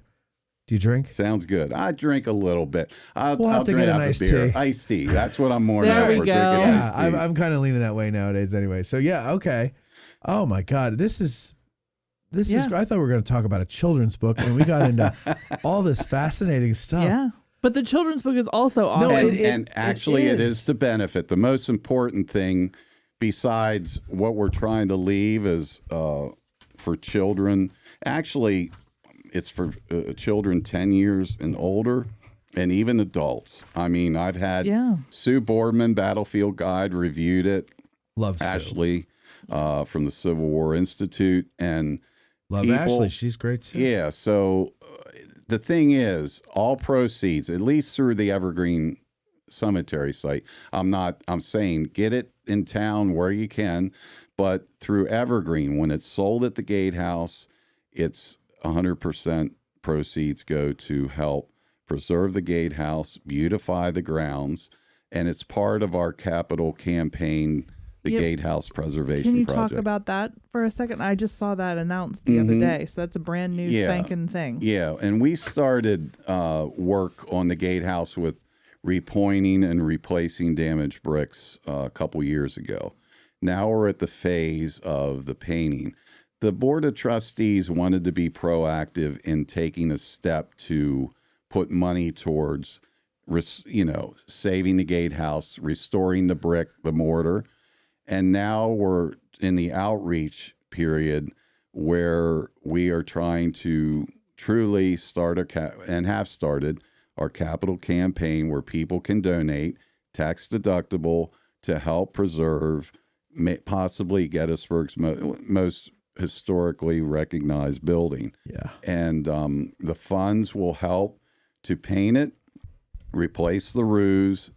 We're going to have three waysides, one about the gatehouse, one about David McConaughey and battlefield preservation, because Evergreen's president single-handedly started battlefield preservation with purchasing right across from Cemetery Hill, East Cemetery Hill, and also in the back towards the 2 cannons of Taft's Battery that are in the yard. That will be about the cemetery movement of the Northeast and the establishment of Evergreen Cemetery. So we want to educate the visitors. We want to improve their experience. We want to beautify the cemetery and actually make it a little bit more garden-like the way cemeteries were originally conceived back in the 1830s in the Northeast. So these are all things that we want to do. We've had great support. We're looking for a lot more support, and we would be thankful for any donation to the project. People can visit evergreencemetery.org. And we're going to be increasing our information about the project on the website in the next 5 days. And we're very thankful for people that have shown interest in the cemetery and the gatehouse and want to see it preserved. This has been insane. I have one last question. No, not insane. My Insane favorite good. interview since the Dale Dye interview. That was an interesting. You know who he is? He's you know him. You know his work. He's done well. He's been in movies too, but he was the military advisor for Private Ryan and Band of Brothers yes, and stuff. that would be he would be very interesting. No, he was. I had him back in I think it was May, and that was my that favorite would be, interview. That would be until today. Now you are tied with Dale Dye. What an interesting story. Yeah. What a cool. We definitely have to hang out, but I have to have you on the show more to talk more about the cemetery and the gatehouse and everything like that. One more time, where can people get this book, Evergreen? Well, it's available in different shops in town that are starting to carry it, but they should visit evergreencemetery.org or evergreen@gettysburgtale.com. Yeah, okay. Evergreen@gettysburgtale.com. And then if anybody has any questions for Brian or whatever, you want to write $1 million check to him to help with everything, info@evergreencemetery.org. Brian, thank you very much for doing I have one more this. question. Sorry. You know how we were talking about National Treasure? Mm-hmm. So is there a piece of information or a box of secret treasure that was left to you as like the thing that gets passed that from gets passed gatekeeper down. to gatekeeper? Gatekeeper. Not gatekeeper. I feel like it should be called gatekeeper. Yeah. The thing about it is what was strange, with that question. The original concept of this, I've had this floating around in my head, but was that children that had just moved into the gatehouse just started digging around outside and found this box with this story in it of the animals at the time of the battle. That was something, or else they were ripping, part of a closet wall out that contained something. That was something I thought about. The main thing that's been passed down is a few bits of information from caretaker to caretaker. I don't think there's anything that's special for me to convey. It's even like the boxwood aspect. Yeah. That was something that was passed down, and I didn't believe it until I saw the picture. So there's no like secret treasure that has been passed down, or caretaker's book or something like that. Right, like the president's I know. book. I really want that. But when people add on the buildings, and people will find shoes in the wall and various things. So we closed off this one section, and underneath the steps, I put this was during the Clinton era. Okay. There was like a $2 bill that had Bill Clinton's face. Just as a joke, I put it under where it was going to be uncovered. Just in case. Yeah, I'd be like, just in wow, case. this memorabilia. Yeah. That's awesome.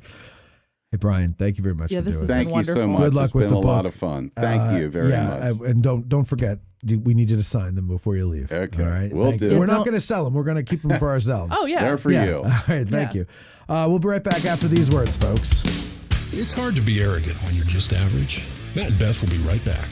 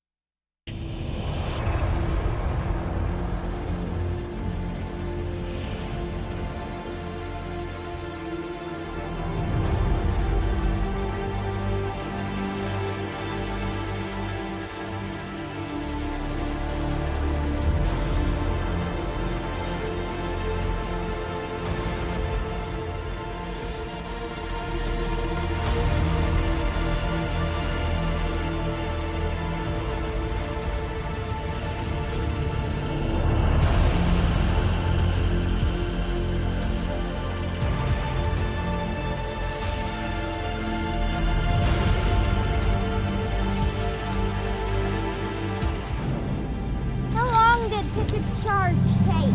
That's another great question.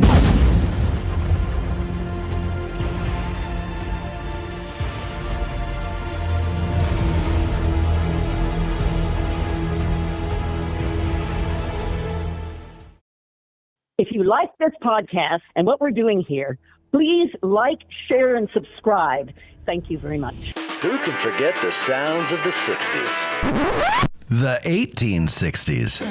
I can't, and you can't either. Now, there's Marching Through Georgia, the exciting new album by Billy Webster. All of your favorite hits of the 1860s in one place. Such hits as Gary Owens,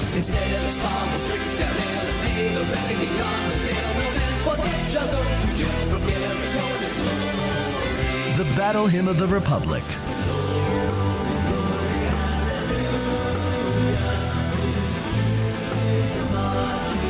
All Quiet Along the Potomac Tonight,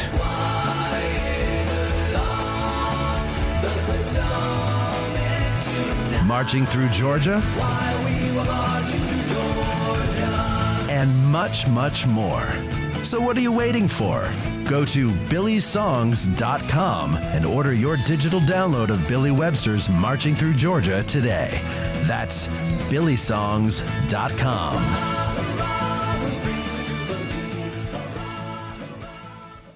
Seminary Ridge Museum and Education Center, Gettysburg's premier museum, is housed in the historic Lutheran Seminary building constructed in 1832, a witness to the first day of battle. The museum's 3 floors of exhibits connect visitors to the dilemmas that led to the Civil War, provide a powerful and personal view of the battle's first day, and explore one of the battlefield's largest hospitals. No visit to Seminary Ridge Museum and Education Center is complete without a guided tour of the building's famous cupola, where on the eve of battle, officers and civilians saw thousands of Confederate soldiers' campfires burning to the west, and Brigadier General John Buford watched for vital federal reinforcements as fighting erupted on the morning of July 1st. Today, you can stand where Buford stood and discover how this view helped chart the course of the Battle of Gettysburg. Your trip to Gettysburg is not complete without a serious visit to Seminary Ridge Museum and Education Center, Gettysburg's premier museum. Purchase tickets online at seminaryridgemuseum.org or call 717-339-1300. To get tickets or a cupola tour, listeners may call or walk in and mention addressing Gettysburg, or by ordering online using the promo code AG1863 for 20% off. Seminary Ridge Museum and Education Center.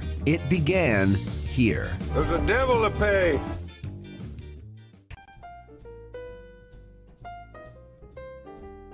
When you're dragging ass out of bed and the hair's mussed up on your head, you picture the 20th Maine and you're happy once again.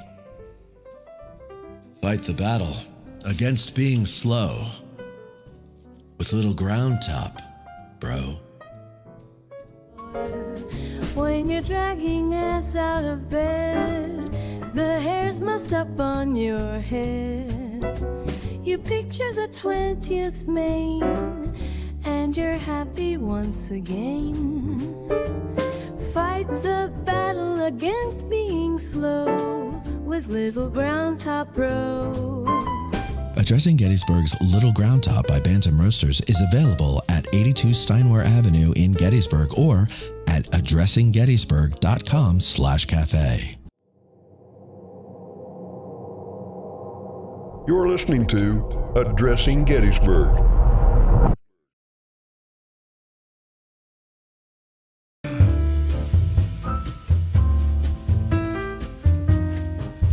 Sorry.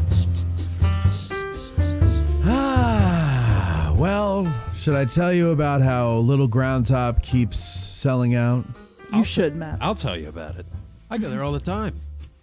Yeah, and you can't get it. No, never. I take pictures sometimes and put it on my Instagram just of the empty shelf, so people. I started doing that too, and I took one the other day, and I meant to. What are you doing? Fixing this. No, that's not fixing it. Well, pull it up. It fell out. I don't know what to do. Okay, there we go. Love you. All right. So anyway, Little Ground Top keeps selling out. But that's not what I want to tell you about today. You know that already. You know how to get your Little Ground Top at dressinggettysburg.com/cafe or stop in at Brian Kennel's old house. But I want to tell you guys about the open casting call for extras. Come one, come all, but be dressed in your 1863 civilian and or union uniform on September 13th, 2025 from 10 a.m. to 4 p.m. at the Webster Room at the Hotel Gettysburg. Hey, Tad.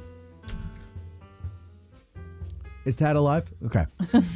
Hey, Tad. Cindy and I the other night we were at home, and Cindy starts reading from from Facebook. Thank you, Tad, for getting up to the microphone. Hello. She starts reading from a Facebook post. The Film Commission put out that call there, and geez, what is with the people being hostile towards the effort to make a sequel to A Gettysburg Christmas?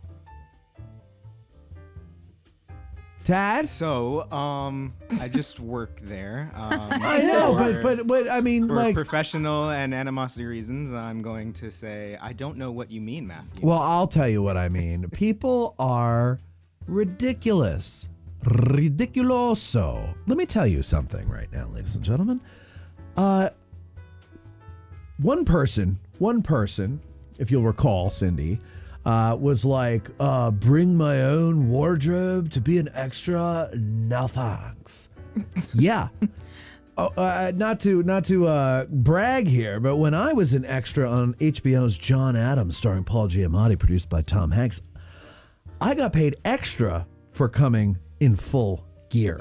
Okay? Yeah. Me and my two friends, we got paid $250 a day as opposed to $150 a day for people they had to dress. That's how it works on a Tom Hanks production of an HBO miniseries called John Adams. You think that's not going to work on a small budget production here too? That's how it goes. By the way, the movie Gettysburg, hello, McFly. Yes. Thank you. They all brought their own stuff. They all brought their own stuff. That's how you save money to make a movie.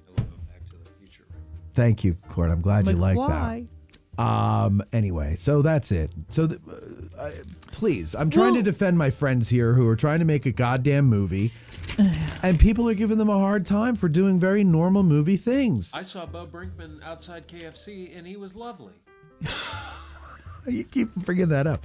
You want to go hang out with him? Because you've got that one time that we'll invite him out for dinner. Get you in. Anyway, that's, what is it? September 13th, 2025, 10 a.m. to 4 p.m. Webster Room at Gettysburg Hotel. Be there or be in another movie.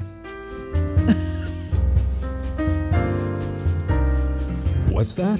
You did something else and missed the break, thereby missing the clue you need to win the $5,000 sweepstakes? So impatient. You're back with Matt and Beth.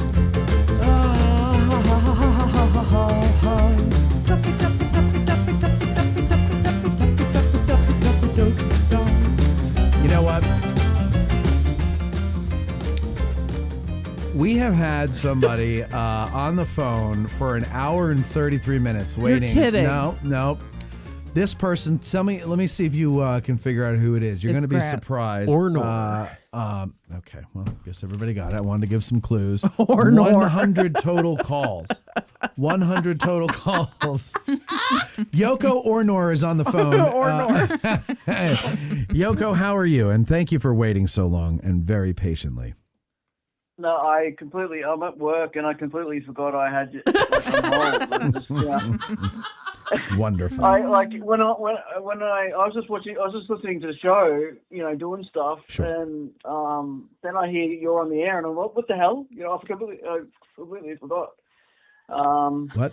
But yes, nice to see you. Nice to see you looking so healthy, Matt. Go ahead. Say how amazing he is a little bit. I'm just glad you're taking care of yourself. Uh-huh. I'm seeing a kind of Benjamin Button situation. Oh, poor Cindy. You know what it is? Wipe his butt. It's Yeah, either way. He already does. I'm sorry. Ow. I have a bad back. It's hard to reach. They have things for that, What? They have little. They have little bidets? No, they have like little thingers that you. Okay, all right. What are you making? Why are you fingers near your butt? Why are you making a scooping motion? Because that's exactly what it is. I don't know how else that's to tell you about. disgusting. I'm gonna pull one up right here. Oh No thanks. Yep. Seriously. Butt wiper. Right now. No, that's not what it's called. You're going to get a lot of strange results. Professional butt wiping service. How do I search that? Not that way. How do I? Anus cleaning device. Medical supply.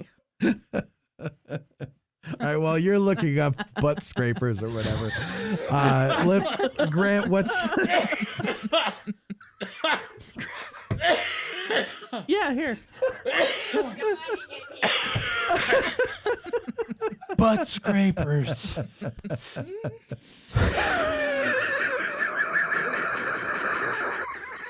Oh, that's disgusting.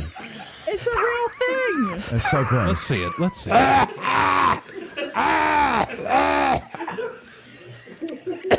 Some guy came into work the other day and he said, Dua Lipa, are you on Addressing Gettysburg? And I said, why? And he said, I heard you talk and you sound just like the things at the beginning of the episode that Matt plays. It's the niacin.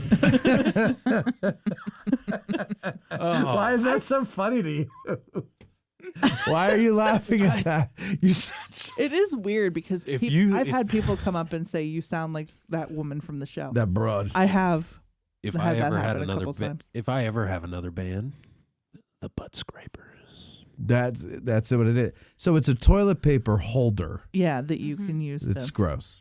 I'm like just a back telling you. scratcher? Yes, Kinda. But then you can put your and it had like for the anus. Yes, it's an anus scratcher. I don't want to get. I don't want to. Grant's still on the phone. Oh, Grant, what's going on? Sorry, Grant. How you doing? No, just enjoying the conversation. No problem. Don't my toilets God. flush wrong over there? Yeah, they go backwards. They go backwards. Water goes backwards down the drain. While I'm commenting on some people's appearances, I'm liking the pothead from Clarion's new look. The red hair is really a nice look for Bethany. It is not red. Oh, it does look red. It does look red. It looks orange almost. It looks more red than last time. Yeah, it does.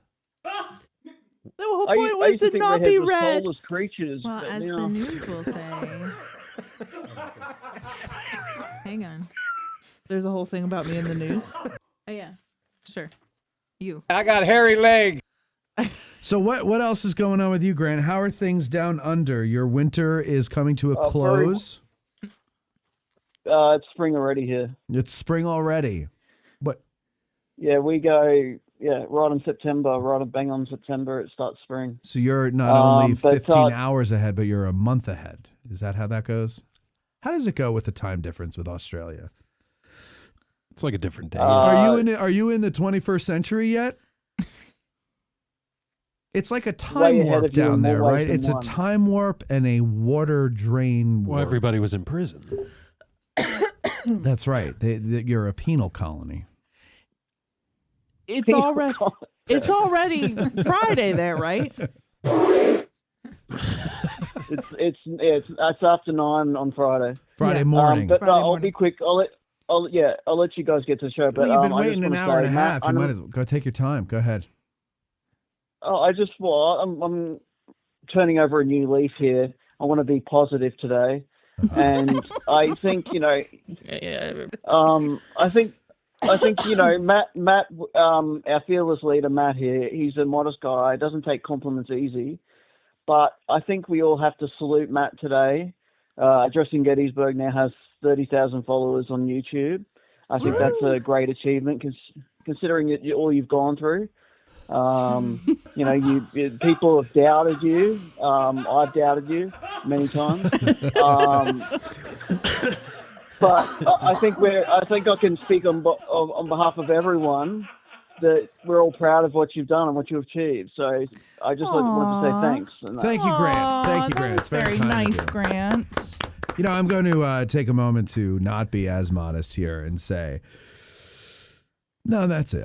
Go for it. No, remember the doubt part. I could have done it without. The doubt part is, I have doubts. I have doubts. That's 30,000 people.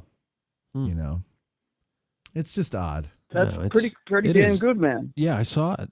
It is good. It is good. It is good. It's just, I don't know. So the other day, there was a woman who was an influencer who I hate that word. Passed away. So many people. And try she to only had call me an 25,000 Oh, wow. followers. Where? But she was considered She was an a influencer. part-time Do you hate the influencer. word if you are one? I hate the word, and I am not one. You're an influencer. I am not an I knew you influencer. when. I knew you when. Oh. Da da da da. Oh, what song is that? It's actually. I knew you so this is when. love. This is love and the windows from the Cinderella movie. So good. So Grant, thank Yes, you, sir. thank you very much for the. You have been very rare in the last week or so. You've been saying nice things. You said something nice in a driving video the other day, and I think 6 questions questioned if you had the flu or not. No, no issues. I'm just a positive kind of guy, you know. I'm always happy to share the wealth of my generosity to others. Your good cheer. You know, rarely ever thinking of myself. I give and I give. So, you know.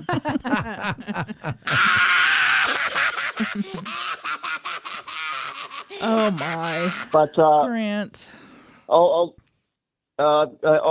Yes, redhead. I'll let you. Red is good enough.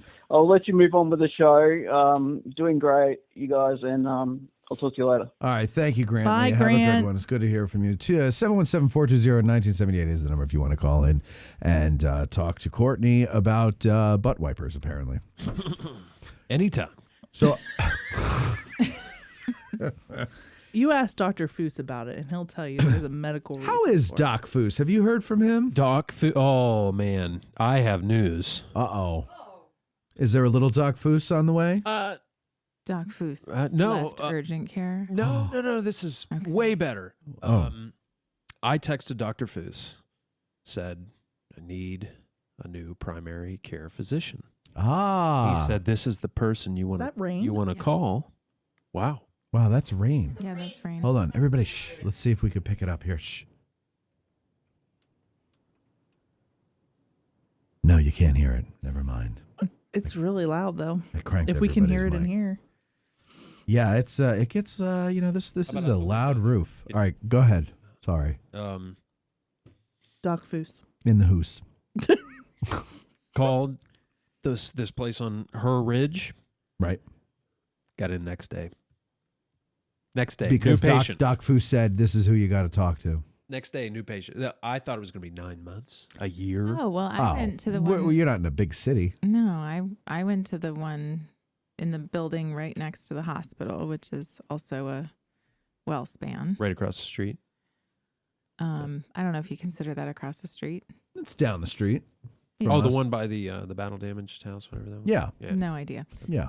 It was just the following week, so it's not a 9-month wait around here. But It is I'm if you glad have to you're go very to- happy about that. And test. Found out I have high cholesterol. Shocking. That is shocking. Not at all. No, After because the whole story about eating a whole pizza. I don't have high Not cholesterol. I've eaten whole pizzas. Dozens in my life. Probably hundreds in my lifetime. Mm-hmm. So I'm eating one right now. he's eating one right well, Courtney. that's good. You're adorable. You really are, Courtney. They should visit a nice buffet. So, okay, so so Doc Foose is still around. Oh, Doc Foose is still around. He's going to be Erica's boss. Oh, right. Yeah. God, so poor Erica's going to have to listen to us while she's at work, assuming he still puts it on. He probably doesn't. There's only so much of us people She can will take. be putting it on. She will be putting it on. And that's just how it's going to be. Yeah. Okay. It Okay. is. That is a true Happy statement. Courtney, happy I life. thought for sure that after a year of me being on this show, you'd be like, okay, we're done. Like, how do we stop so that Bethany stops coming and then we can start back up again with Grant. Sorry. Jeez. Grant. this is when he should do a heartwarming thing about how awesome I am, but he's not going to. I should. Let me see if I have it. I hope I do. Grant asked, he said he meant to, he forgot to ask me on the phone, what is the video, the security video of that person falling in the Billy Webster commercial? I know. You know? Tell him.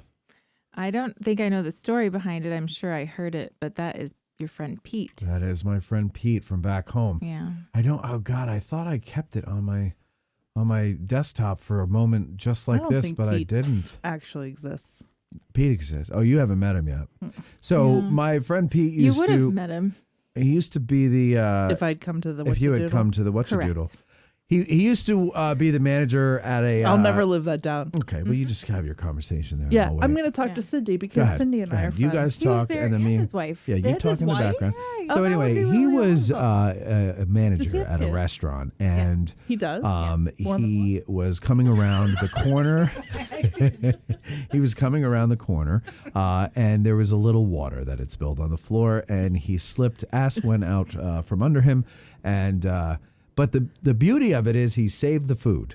He saved the food. We might need to seek shelter. We're in shelter. No. It's just a thunderstorm. It's just water. Okay. Ain't going to hurt you. If it starts coming through the ceiling, we're all going to get electrocuted, but I think we're okay. We're all right. Don't worry. It's just water. All right. Here. This will calm you down. I know it always does. My name is John Dacre. Okay. There you Ring-a-ling, ting-a-ling-a-ling. Bells will ring, ting-a-ling-ling, ting-a-ling-ling, as a bell ring, moray. And now, all the news that's fit to print and a good deal that's not. Oh, Here's shit. AG Today's Hold on, lead anchor I'm not Bethany ready. England with current events and sidewalk conditions. Strabane Township is a step closer to seeing a proposed Wawa convenience store at York Road and Gateway Boulevard. Whatever. Can we start over again? Yeah, can we start over? I got wasn't all ready. types of messed Did up. Sue Simmons ever say, can we start over again? Yes. Did Chuck Scarborough? Yes. What about did. that, How can that you Bill read O'Reilly on that small episode? screen? Did Bill O'Reilly ever have a problem Because with the I have news? fantastic eyes that have been corrected by corrective lenses. You've got hungry eyes. What? She reads that paper off of that tiny little phone. I know. Anyway, okay. I mean, you could send it to me and I'll print it out for you like I do for Cindy. It'll take 7 years. Have you ever watched it Yeah, print that's it? why she sends it to me at 3:30. I do. I start printing at 3:35 and it gets finished at 5:15. Okay, I go gotta ahead. get a new printer. Okay, click the button. Click the button. Click, click, And now, all the news that's fit to print and a good deal that's not. Here's AG Today's lead anchor Bethany England with current events and sidewalk conditions. Strabane Township is a step closer to seeing a proposed Wawa convenience store at York Road and Gateway Boulevard. 2 Gettysburg men charged after allegedly assaulting man and leaving him on a ventilator. Gettysburg National Military Park will run its deer management program September 2025 through March of 26. Coroner releases cause of death for Annabelle doll handler. All this and more on today's news. Well, let's talk about big balls then. We forgot to take that from him. All right, ladies, it's all yours. Well, there's a Wawa coming. Strabane Township is a step closer to seeing a proposed Wawa convenience store. And this is at York Road and Gateway Boulevard. So down there. Wait, where? York Road, Gateway Boulevard. Past the Wyndham. Oh, You know. like right across from the rural farm? Correct. Which is where they Dumb. always do, and right down the street from a Sheets, right? Isn't there a Sheets there? There's a Sheets on the other Is side. that on the Wyndham side? I believe so, yes. In that nice yard where they used to have the brew fest? Correct. And I will say also, though, that they're not the Wine Fest. Is that the one that you mean? Yes. So they're, I think they're also, I don't know, somebody who works at one of the hotels was talking about maybe some housing, but we'll talk about that later. A final land development plan for Strabane 30 Developers LLC was unanimously recommended for conditional approval by the Township's Planning Commission at a meeting on Wednesday. The plan's next stop for final approval should be with Strabane supervisors, whose next meeting is scheduled for Tuesday, September 2nd. That was 2 days ago at 7 p.m. I don't have the outcome of that. Sorry. Planning committee action will also included several waivers considered minimal by the township engineer, and his plan-related comments are minor at this point. From a stormwater perspective, they're where they need to be. The overall plan is very clear. The view was seconded by a representative for Wawa. Of course, it's a very clean comment letter from our perspective. He also addressed the multiple 1-month extensions requested by Wawa over the course of the township review. Somebody was out on maternity leave, blah, blah, blah, because they kept on extending it. So it was submitted in August of 2024. They proposed to build a Wawa store at the southwest corner of U.S. Route 30, Gateway Boulevard / Smith Road intersection. That site is directly across York Road from Royal Farms convenience store that opened in 2024. When that plan appeared on the Planning Commission's agenda for September 25th of last year, the must-act-by date was December 24th of last year. The convenience store is proposed to be 6,049 square foot convenience store, fueling station, related access drive, and parking area improvements on the 3.4 acre site to be leased within the Gateway Gettysburg complex. So that's interesting because I thought they sold the property. No. Am I wrong? You weren't paying attention. Am I wrong? I thought the property was sold as well, but they must have sold it to maybe a holder. Oh, a holding company. Yeah. Yes. Where are they located? A second entrance exit just south of the entrance that is on Gateway Boulevard would allow exiting vehicles to turn left. This is another one of those confusing. Can only go this direction out. Can only go this direction in. So, like by Aldi's. Yes. Like that one. The existing sidewalk on Gateway Boulevard would be extended west along the entire length of the store's York Road frontage and blah, blah, blah. So anyway, it looks like it's advancing. We'll have to see what happened 2 days ago. Yeah. Well, that's quite interesting. I love the equestrian statue. Thanks, Mike. Because, Hey, I'm happy to see a corporation out there doing it, folks. Yeah. Yes. but, that's going to be a lot of... a spelling contest. What's in? Pull a lot of traffic. I'm Bethany. A lot of traffic off of 15. Like, people it's on will the start exit, to... right? Yeah, they'll pull... Yeah. People getting gas. Sure. Yeah. That's a Wawa is another that's delicious where choice. a Five Guys is supposed to go.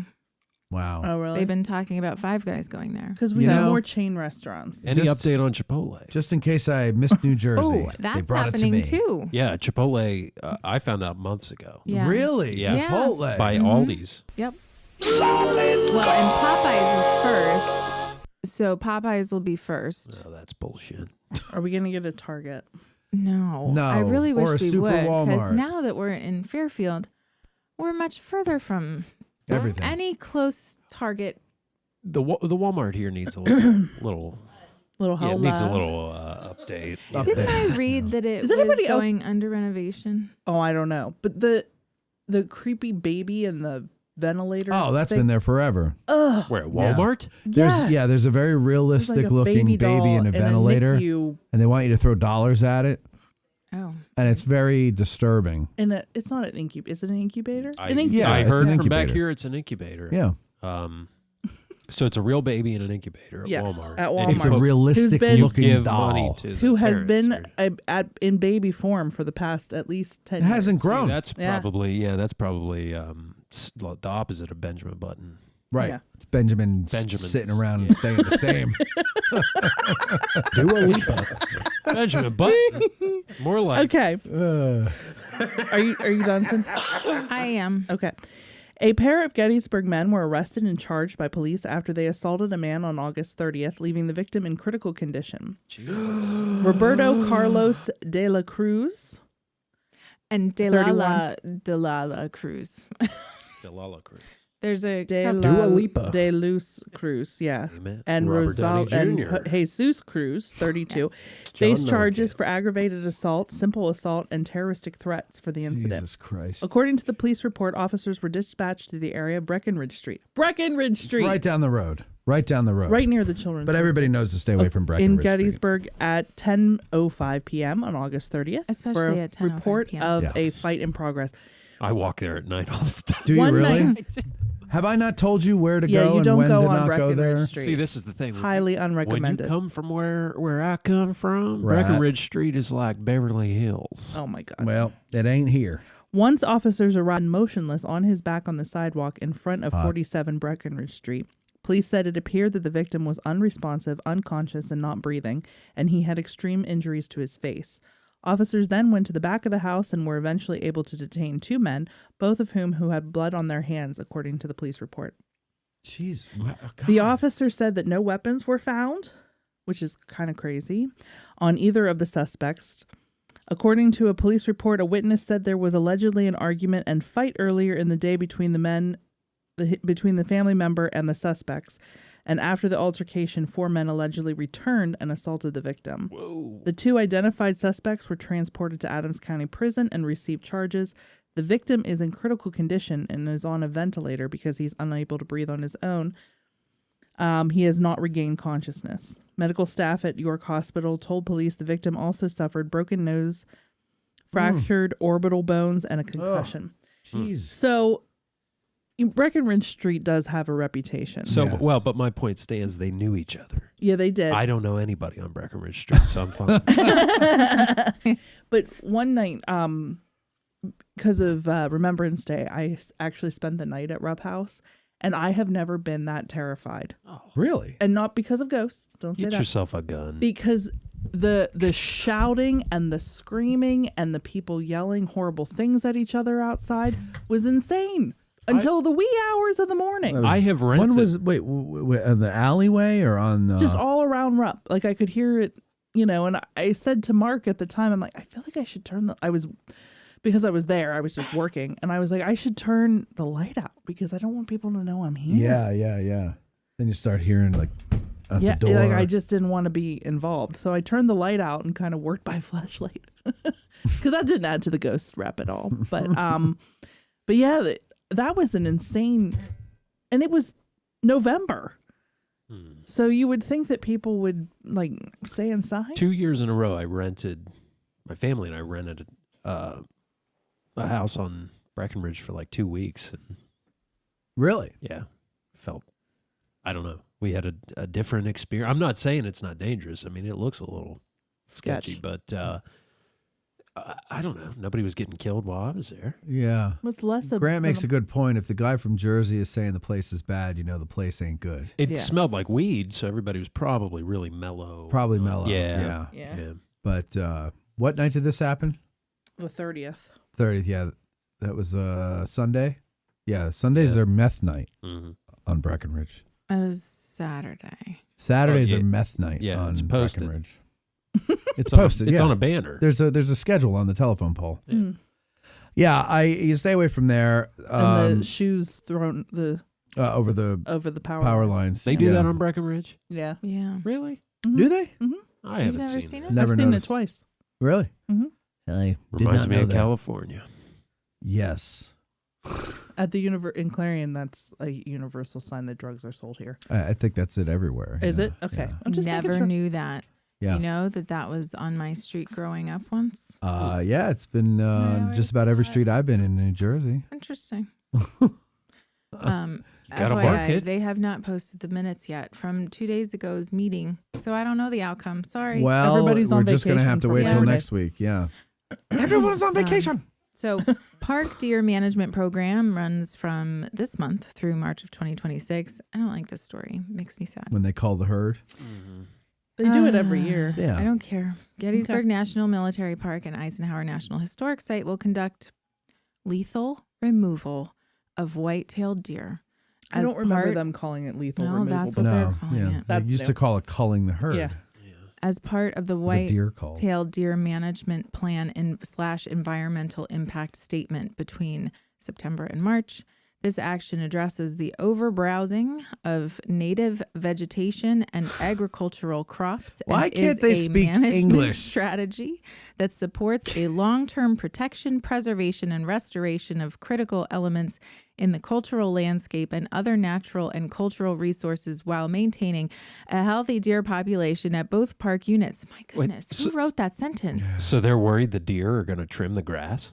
Yeah, basically. The other things. The cultural, No, it's the crops and everything. Cultural landscapes of both park units are fundamental resources and are critical to the interpretation of the events that took place at each park. Hunting is not permitted inside the 2 parks. Only qualified federal employees will take part in the effort to manage the deer populations affecting the parks. United States Department of Agriculture, Wildlife Services will be doing the work under an interagency agreement with the National Park Service. They closely coordinate with all the activities associated with implementation of the plan with the Borough of Gettysburg and all surrounding townships, as well as the Game Commission. This, I guess, was since 2017. Does that sound they've right? been doing it for a long time. Yeah. Yeah.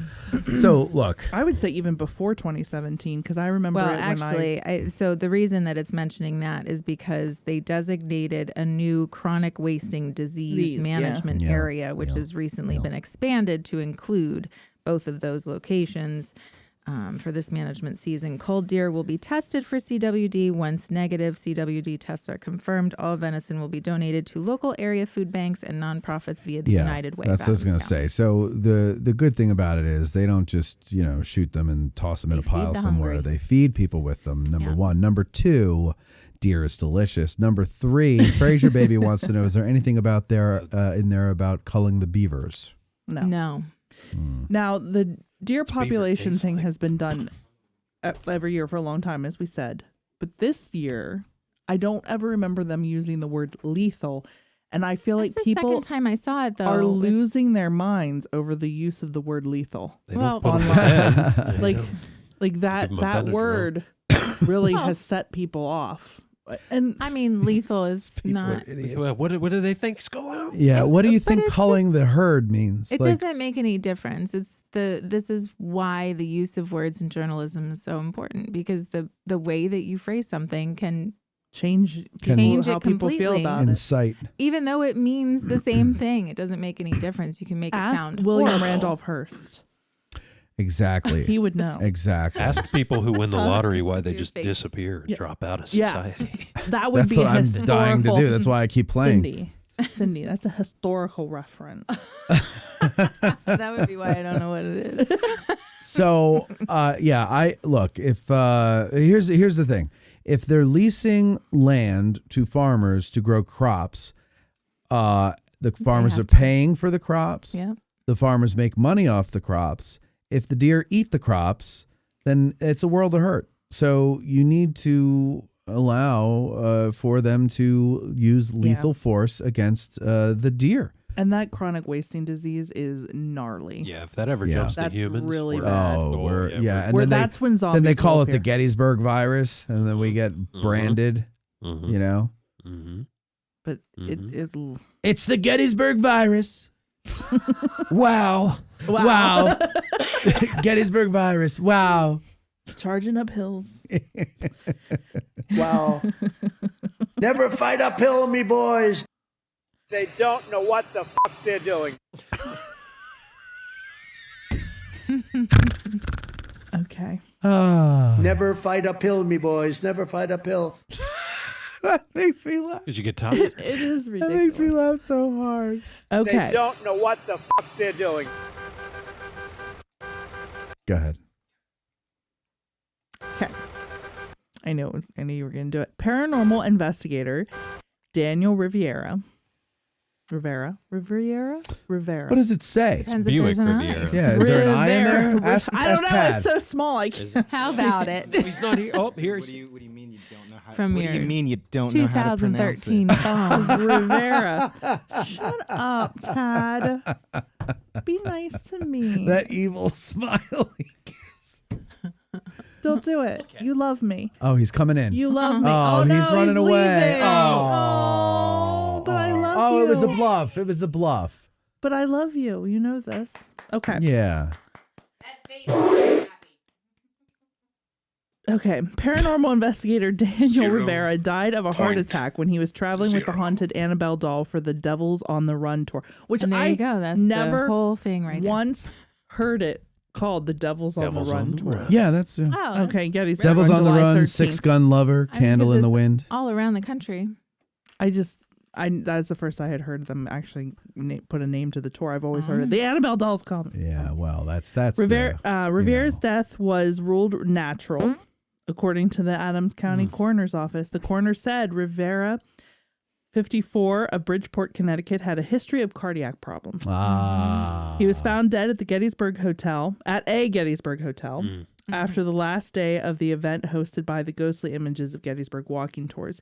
He was mentioned by famous paranormal investigators Ed and Lorraine Warren, whose artifacts, including the Raggedy Ann doll called Annabelle, were being displayed on the tour. You know, it's so interesting. I didn't know it was a Raggedy Ann doll. No, until we saw it in the newspaper. Yeah, and because in the movie, The Conjuring, It's like a Victorian doll. It's a It was Victorian, like like a a porcelain doll, which my grandmother had one of those, and it creeped me out. In all the past Griselda articles, was it her. never referred to it as Raggedy Ann doll. No. And I was like, that's Raggedy Ann. Yeah, Raggedy Annabelle.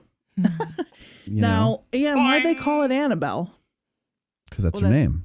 But it's not Raggedy Annabelle, it's Raggedy Ann. Maybe Well, I think it's a Raggedy Ann doll that whoever it was named Annabelle. You Maybe know how- Raggedy Ann's mom had higher hopes for her, and she named her Annabelle, and then it just turned out nope, she never really amounted to much. So then they just called her Raggedy Ann. I put stock in anything that Ed and Lorraine Warren say. That's for sure. That's for Haven't you named sure. your dolls? Nice. Huh? Didn't you name your dolls when you were younger? I think it's funny that you think I had dolls. Oh, What'd you have? She All right, just had what'd little you bundles have? of sticks. and- This is the same girl that. That's What Clary did on you Rust. have? She had a lot of Rust. I had a framed picture of Joshua Lawrence Joshua You Chamberlain didn't on my play with wall. a framed picture. What toys did you have to play with? We played a lot with the kitchen pots and pans. Oh, I love See, this that. is- What Yeah. else? This is an Appalachian tragedy.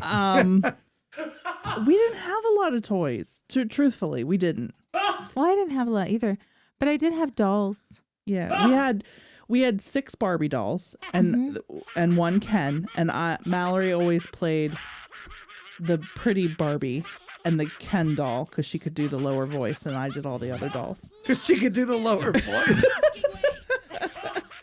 Yeah. Hey, lucky doll. That's what you're into. Yeah. And Well, did your Barbies have names? No.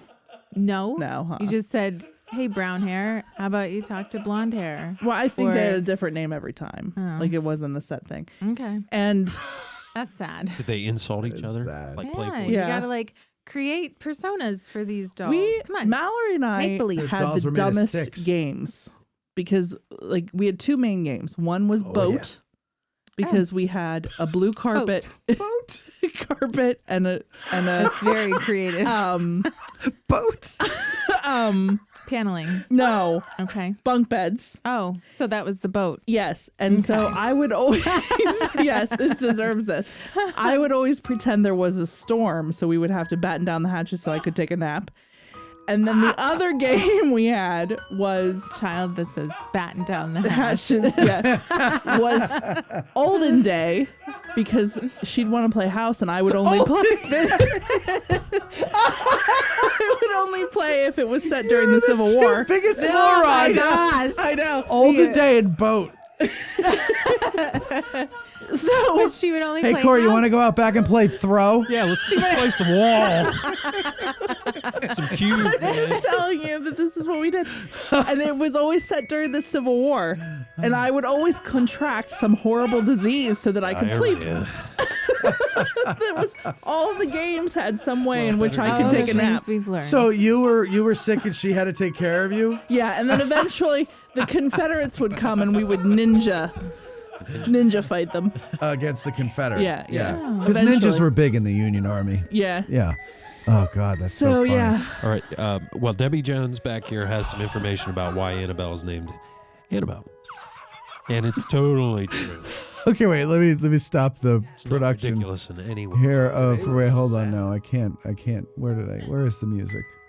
There it is. So, supposedly, a psychic medium told the student nurse who owned the doll originally that it had been taken over by the spirit of a dead 6-year-old girl named Annabelle. Ah, so it wasn't the dog's name. Doll. Named I'm sorry. Say that again. What? Say it again. So it's the spirit of the little girl supposedly haunting the doll that's named Annabelle. Not say that it's the doll was named Annabelle. Pretty classic paranormal. But I don't understand why this little girl Classic. Thank you, is Debbie. that angry. What Annabelle is? Yeah. because she died young. She never existed, and it's all. Well, no, I mean it's real. There's no backstory for the little girl other than it's a 6-year-old little girl named Annabelle. If There's no There's obviously They didn't even do their due diligence and make up a story. Well, for this there's little obviously a lot of evidence that backs this up, and with a lot of these things, like every night when the I don't know what companies they are. Stand outside my house and tell ghost stories. It's usually news to me. Yeah. And then you open the window and you say to them, I just hate you, and I hate your ass face. Exactly. Yeah, and Amira yells, "Bike week's over." And a motorcycle goes by. She has earmuffs now for next bike week. good for her. That's smart. All right, what's next? That was it on the news. All right, what's it for events? Or do you have? That was it on the news. So That's all the news ones I have. Well, that's I've all been you trying have. to keep it to 3. Listen, well, you didn't read 3. Yeah, I did. You read 2. Oh, well, the one was the deer culling. Oh, that's right. Well, I'm sorry. So this one, I just put to let you know so that you can have friends in the Netherlands, or maybe go and visit someday. Thousands of redheads celebrate their strands at a festival in the Netherlands. You can be accepted as well. Ugh. It is not red. So, It's called gingivitis. Gingivitis, yeah. It's not red. it's called the Redhead Days You're turning Festival. ginger. It includes music, food trucks, and workshops tailored to particular needs of redheads. Turning ginger. From Lisa, I think makeup I'm turning explainers to skin cancer prevention. That is something I need. Mm-hmm. They're so pale. They talk about skin cancer at their club. It's been around for 15 years. Leave us alone. The festival is free and open to all, with the exception of the group photo on Sunday. That you have to pay for. The event is restricted, though, to natural Debbie redheads. has red hair. So sorry about that. Here. Also, I am actually a natural. Debbie's a ginger too. I am a. She goes to the meeting I have in red hair. Scandinavia with you, Bethany. she's a I redhead, purposely she tried said. to color it so it didn't look red. You just can't. You can't. Well, the 2013 Your gingivitis wants to be free. The 2013 edition set a Guinness World Record for the largest gathering of people with natural red hair. Wow. So there you go. I was. I guess my You hair's more will always auburn. have a place there. And then Listen also to me, you something whining that I little felt whelp. was interesting was that it was about a little snail. It's not anywhere around here, but its Ned is a perfectly nice snail, but a rare shell means a doomed love life. Oh. Poor snail. It's in New Zealand, but Ned is perfectly nice. If he had a dating profile, it might read, good listener, stable home, likes broccoli, and seeks love. But he's already exhausted his local options, and not because he's picky or unappealing. Instead, he's a common garden snail with an uncommon anatomical problem that's ruining his love life. Good for him. Oh. No. Ruining his love life. Ruining his love life. His shell coils to the left and not to the right. No. Wow. Making Wow, him this is a different story than I thought it was going to be. Yeah, it is. making him the one in 40,000 snails whose organs don't line up with those of the rest of his species. Oh. Unless another lefty snail is found, the young gastropod faces a lifetime of unintentional celibacy. Wow. And so, Is they're it in trying to Clarion? find Is it in it Clarion? a match. We've had lots of enthusiasm Wouldn't and you just encouragement die? for Ned. Wouldn't lot you of just people, die if in Clarion there is also a left-leaning snail? a lot in of people Clarion? who Is it can in relate and really want the best for him as a symbol of hope for everyone who's looking for love. But as of yet, no lefties have been forthcoming. Ned's relatable romantic woes have attracted global news coverage, but New Zealand's strict biosecurity controls mean long-distance love probably isn't in the cards. So sorry about that, Clarion. I am so lost. This is about a snail It with is. a wang that goes to the left. No, it's shell. Shell. It's shell that goes to But the the wang left. is in the Coils shell. to the left, and most coil to the right. So the parts don't line up. Exactly. Right. So they can't, Gene says, didn't know snails could get bent carrot syndrome. Oh, Gene, why'd you release it? You removed it. That's funny. So it was a fascinating chance for scientists to investigate what produces left-coiled snails, and the cause is most likely a rare genetic mutation. Studies of snail farms in Europe prompted researchers to estimate the 1 in 40,000 snails is a lefty. So wow, I'm left-handed. Wow, great story, boy. Grant. Are you really, Grant? What? I don't know. She called you Grant, or are you reading what the was comments? story? Oh, I did call him Grant. Didn't Yeah. I? Oh, yeah. You were talking about him. Oh, so anyway, I'm left-handed. on to events. On to events. 6 question says, my doll would come in a full body cast that is detachable and has a pull string that contains my laugh. This weekend is the 21st annual Gettysburg Wine and Music Festival. Ah, delicious. From 11 to 6 on the 6th and from 11 to 5 on the 7th. No sampling until noon. It says with multiple asterisks. Volunteering Is that a law? on It's on Sunday. Fairfield Road. So if anybody buys wine and has it held in their little holding place until you leave, I will be there to give you your wine at the end of the day on Sunday. Wait. Why will you be there to give them? Because I'm volunteering. I can't nice. taste it? You can't not till Until after noon. Until Noon noon. is when it starts. I'm not Used to sure be why free- it opens at used to be a 11. free country. Right. But Used to be a free country. the candlelight illumination What is returns to Legacy Weekend at Seminary Ridge Museum on the evening of Friday, September 12th. Seminary Ridge Museum and Education Center will once again host a candlelight illumination. Nice. This year, the event is in conjunction with Legacy Weekend, a moving annual tradition that honors the lives touched by the seminary hospital during and after the Battle of Gettysburg. Beginning at 7 p.m., 700 luminaria will line the historic tan bark path leading to Schmucker Hall, each one a solemn reminder of the soldiers who sought refuge within its walls, as well as those who labored tirelessly for their care.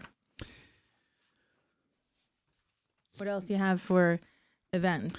Well, the only other one that came up on my thing was your sip and stretch at the Barn Resort. Sip The and goat stretch. yoga. Goat yoga. Goat yoga. Who doesn't want to do goat yoga? I know. I'm so excited about We've been it. You selling can't a get lot a of goat tickets fungus last- from goat yoga?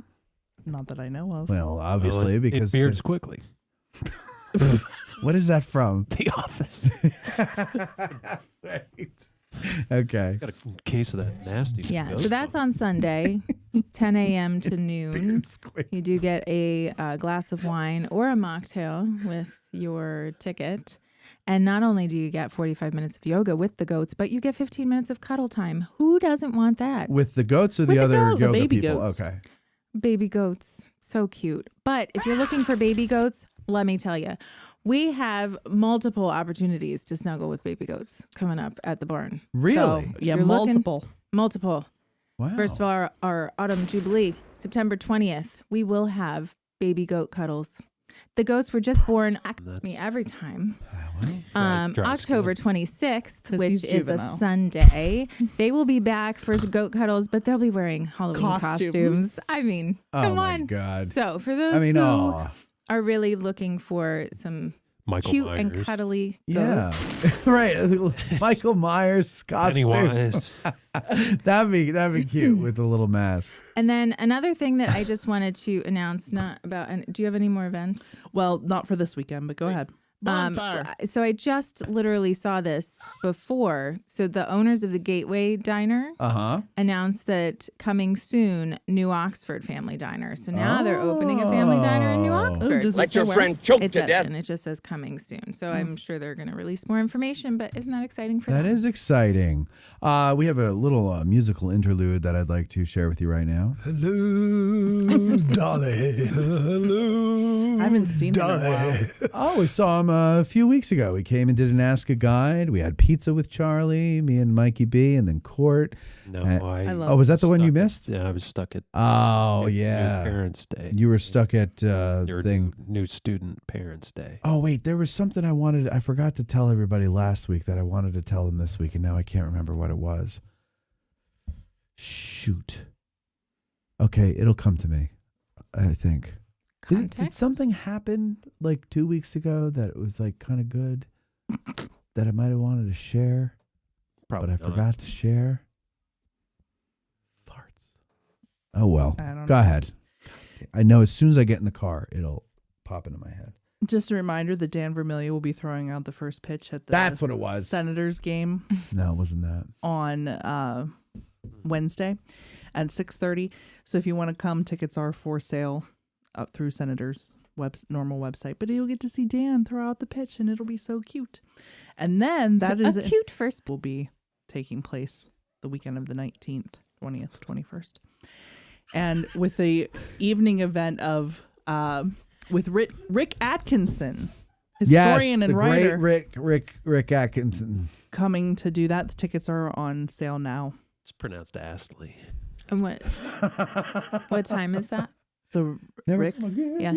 I believe it's 7. Well, and that's Saturday? That's Friday night. Friday night. Interesting. Never gonna say goodbye, never gonna make you cry. Did you just Rickroll me? Yes. Because Court said it's pronounced Astley. We're no strangers to love. So do I. The Gettysburg class of, what would that be? 79? 5? No. No, it's 70. Put him in the cell with a long hose on him. Put him in the cell with a long hose on him. 75. Yeah. 50th anniversary of their graduation. So I don't the think 50th so. reunion is having Wow. their get together this weekend, which Well, I'll be is there. really exciting. There's a whole lot of them. Court will be there. There's a whole lot. There's of a whole them. lot of them still surviving. Yeah. Good for them. 50 years. And they were talking Wow. to us about how back when they were in high school, Maryland's drinking age legally was 18. Those were the days. And so they would go down to Emmitsburg. Yeah, Oh, you I'm sure would. they did. That's And- also where they went to get married, They'd too. go to That's the right. art house, and there used to be something else where the where the carriage house is. Maybe. I don't know what you're talking about. And then there was another bar up the street, and there would That's be where they would have bands the that back would- alley. Oh, that was not nice. Well, that's why I bleeped it. Okay. the back alley. Did you think of what it is yet? No, still All right. thinking. Okay. Still thinking. What do you have to fill That's the it. space? That's it. That's it. Well, Sorry. if we're filling space, then I just won't remember We it. got everything. I'll tell everybody on a morning drive video if I recall what it is. Oh, and leave us in the lurch. That's I'll fine. leave you in the Whatever. lurch. By the way, somebody asked the other day, when is Bethany going to stop by for a special guest appearance on the drive? Remember you did that one day? Yeah. Where did I meet you? At the Bantam At Roasters, Bantam. I think, right? Yeah. And then you got in the car. Pick me up on Steinway. I could pick you up on Yeah, Steinway. I'll be out there with a robe on. Let's not do Well, that. you You're said, like Cousin Eddie. Like you're just like you said we pull up and you're standing there, robe on, coffee in your hand, one of those stupid hats with the ear things. Sometimes I sit out there before work with music blasting and yeah. But lest we forget, a few days ago, you said, let's start working out. And I said, I won't go into the locker room and be there like habitually naked. Right. And then I said, you forget said, it. Forget it. Yeah. Yeah. So I don't know. I could do that up front. Well, do you want to start working out? I do. Can you get up early? Whether I want to or not, I'm usually up at like 5:30. Are you? Because of my demons, yeah. Yeah. My demons. The dog and the kid? Nope. Just the ones in your head? and in here. In your heart. Oh, you poor thing. You poor little bastard. Well, I'm also up around that time too because our four-legged furry demon barks and almost one day she's going to go through that window, I swear. Or we're just going to have to brick it off or something so My she gosh. can't see it. Every She's time- destroyed the blinds. I don't doubt that. Every time I picture your house in my head, I just think of that time that Cindy freaked out. Did you hear that? Did you hear that? And I go and I look out the door and it's deer.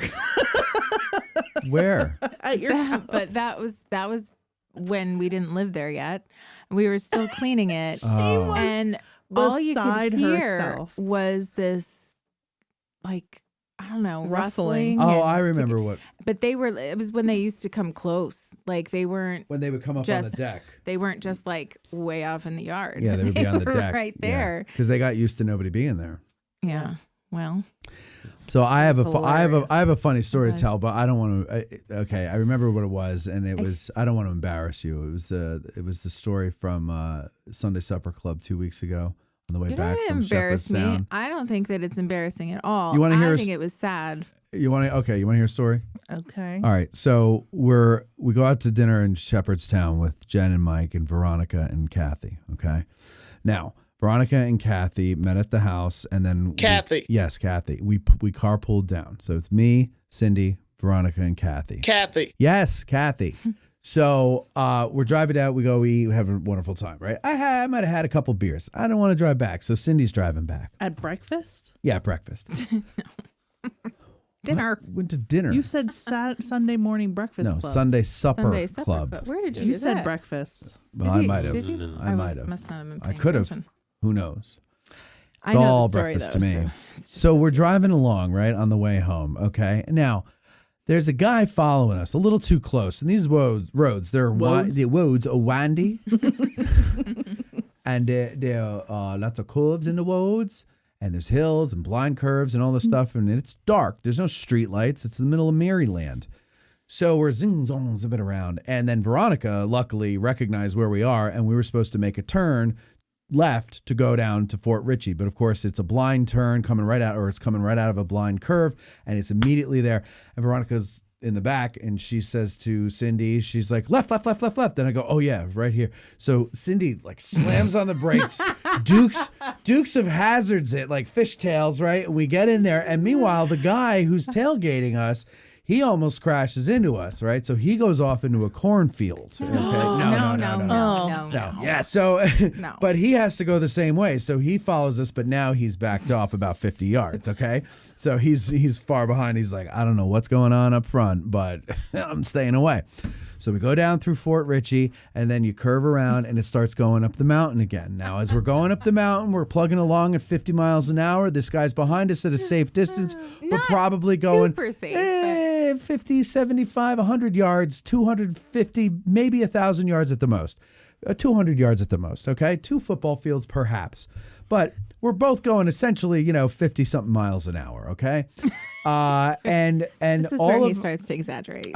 no, this is again, this is me paying attention.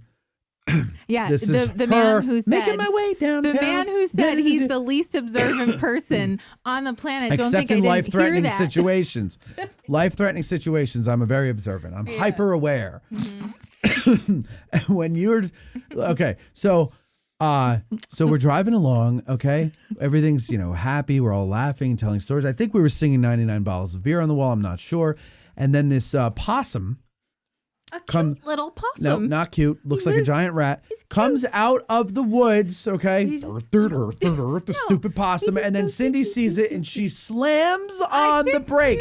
Not. Slams on the brakes, bringing us down to JFK motorcade speeds, okay? We're going He's a 15 liar. miles an hour. No. This guy, I know. So she does this. I look in the back, okay? Yeah. I look in the rearview mirror on the side here, and I'm seeing headlights getting bigger. And Cindy's like, oh no. And now meanwhile, the muskrat or whatever the hell he is, he's like just because and then and she starts to move forward thinking she's gonna straddle him, and then he like goes under the car on his own, and she's like, oh, I don't know where he's going or whatever. And then so she stopped, and I'm like, Cindy, you gotta go. And so finally she goes, and No. yes. No, not. That's what it was. That's the sound. And Cindy, this is the best part, okay? Me, Veronica, and Kathy, all at once, like a bunch of maniacs, bust out laughing, right? Cindy goes, no! And we're laughing hysterically. She's, no! And I'm like, you gotta drive! And the guy's like coming up behind us and everything. And we finally get out, dead muskrat. And I had been laughing about that for 3 days solid after that. Because she said no. And that makes me laugh. When there's something that, just scream. What are you saying? Why are you worrying about words? And she's just like, no! I want to remind you, this started, Matt, because you were drunk and you didn't want to drive. Yes, very responsible of me. And also, No, actually, maybe I wasn't his drunk. perception of No, the no, incident is a little off. Let's no, rewind for a quick little second. Wait. And just say, the cute little possum.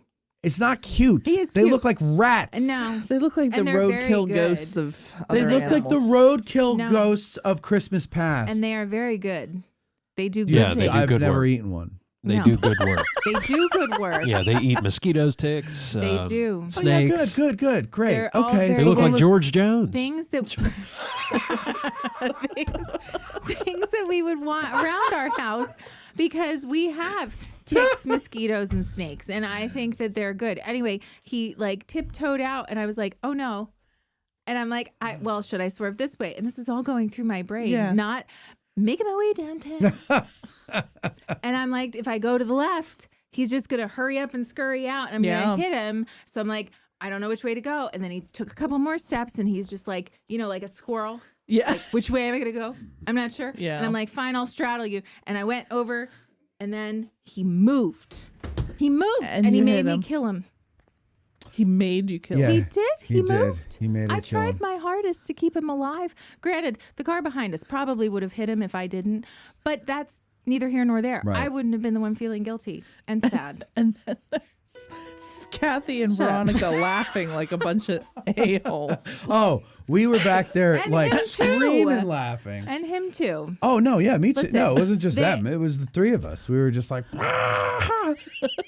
So it started because out she with tried so hard to avoid I killing tried it. so hard. That's why it's funny. so hard. She said, he "Oh wouldn't no." let me not kill him. I don't understand. Because I'm concerned so about the human sad. beings in the car. She's concerned about a giant rat. I was There's a big concerned difference. about the human beings. We were all fine. The poor possum was Everybody not. was concerned. Everybody was Anyway, concerned about a doesn't lot matter. of people. Thanks it was for telling my story. It was fun. We had for fun listening, with Is that. anybody else concerned about the gentleman behind you and why we were paying so much attention to him? And then Because he was now coming we dangerously have close no to us. idea why. Whatever happened to him? He was coming dangerously. Oh, we do know. Oh, he died. Continued to follow us until we got out to 16. And then we turned right, and I said, well, thank God he's turning left. He flagged because down a he's- police officer and Yeah. pointed at us, and we drove away fast. I think I was That was probably twice. smart. Two near-death experiences, all because of these guys in the car. How about that? Well, listen, Crazy. I'll tell you something. That was a wonderful time. Yeah. It was a really nice time. No, I am you very know that perceptive. you are. You are very well. You're very observant. I am observant. Yes, you are far more observant than I am. Look at her. You are. Cindy. I What? am. Look very You are. I am, just like the cucumbers on the counter. What cucumbers? And I said, I thought you said that you're observant. I don't know when I said that. I'm observant when life is on the line. Not life- a possum's life, clearly. A human life. I don't care about a possum. It's a Well. giant rat. Don't Although even care about a lot of humans. Let's be honest. Let's be honest. Okay? If it was, I don't know, a human crossing the road, I'd be like, well. Jeffrey Epstein. Cross Let's- the road. There you go. Oh, Jeffrey well, Epstein. maybe, Hit him. Yeah. Punch it, Margaret. Let's get the info and then hit him. Yeah. Well, you almost hit a walking person. Give us your list. So that's a totally different story. It's what? You almost hit a walking person. That's a Oh my totally different God. story. That would have been terrible. Right. At the liquor Yeah. store. No, on the way down to Shepherdstown. Oh. This guy In his almost, head. he tripped over a branch and almost fell in did. front of To me. the road. There And was I'm no going 45 shoulder. miles an hour. No shoulder at And all. he's just like walking along, and then big branch, and he trips, and we're all like, "Oh my God!" We're all and we're all freaking out because I can't swerve because there's another car and we're about to pass each other, so I can't swerve into that lane. I've got to go straight, and so of course I So he just starts. closed his eyes and I just closed my eyes and I said, "Lord, Take the wheel. Jesus, Jesus, take take the the wheel. Jesus, take the wheel." Yeah, there you go. and that's why Veronica and Kathy were hopeful that I would drive on the way home. Little did they know. Yeah, right. There was a whole. It was quite a an fun adventure getting down there. Well, Yeah. I'm glad that you had this adventure. Well, I am too. And you know what adventure? We had an adventure today. I think maybe we should all get into ketosis and we'll all be wonderfully stupid. Right? We'll get stupid together. Nobody eat much of anything for 5 days. And then on the 5th day, we'll rise again. I can tell you 100% when we leave here and wherever we decide to go, I'm eating everything in front of my face. I'm starving. Yeah, are you hungry? Yeah, and you Where just do keep we want to talking. go? I think We've Where do we- ended this show It 14 had Where do we times. wanna Diner. 6Q went to bed already. He literally said, "Guys, I'm going to bed." It's 8:19. He was sick. Oh, is he sick? Yeah. Norovirus. I usually take smaller bites. Wait, he has the norovirus now? Yes. And Debbie, is this true? And a hurt foot. I know he has the hurt foot. Good God. Well, Mike, I hope you feel better. Jesus. Poor kid. We've missed him for like a month. Yeah, he's been gone for a while. Yeah. I miss, I'm glad I've got these. And that is the one nice thing about when you do it when he's not here is I actually know it's that instead of him back there doing it. well, and it also makes me feel like we're being funny. We're always funny. I don't know about that. All right, ladies and gentlemen, thank you very much for watching. I hope you enjoyed the show. Thanks to Brian Kennel for coming on. Thank you, Court. Thank you, Tad. Thank you, Debbie. Thank you, Cindy. Thank you, Bethany. Yes. Thank you to me. And I will see you all later. AG Today is produced by Matt Callery, Bethany Yingling, and Cindy Compton. Engineered by Courtney Micker and sometimes someone else. Guest bookings by Cindy Compton. Guests of AG Today stay wherever the hell they can. We don't have that kind of budget, but maybe someday if you become a patron at www.patreon.com/addressinggettysburg. To be a guest on the show, send an email to cindy@addressinggettysburg.com. I'm Testicles Maximus, the voice of AG Today. Thanks for listening. I can howl that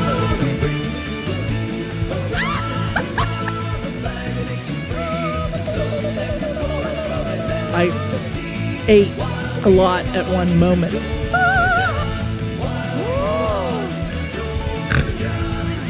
It'll either be my day off or my day on.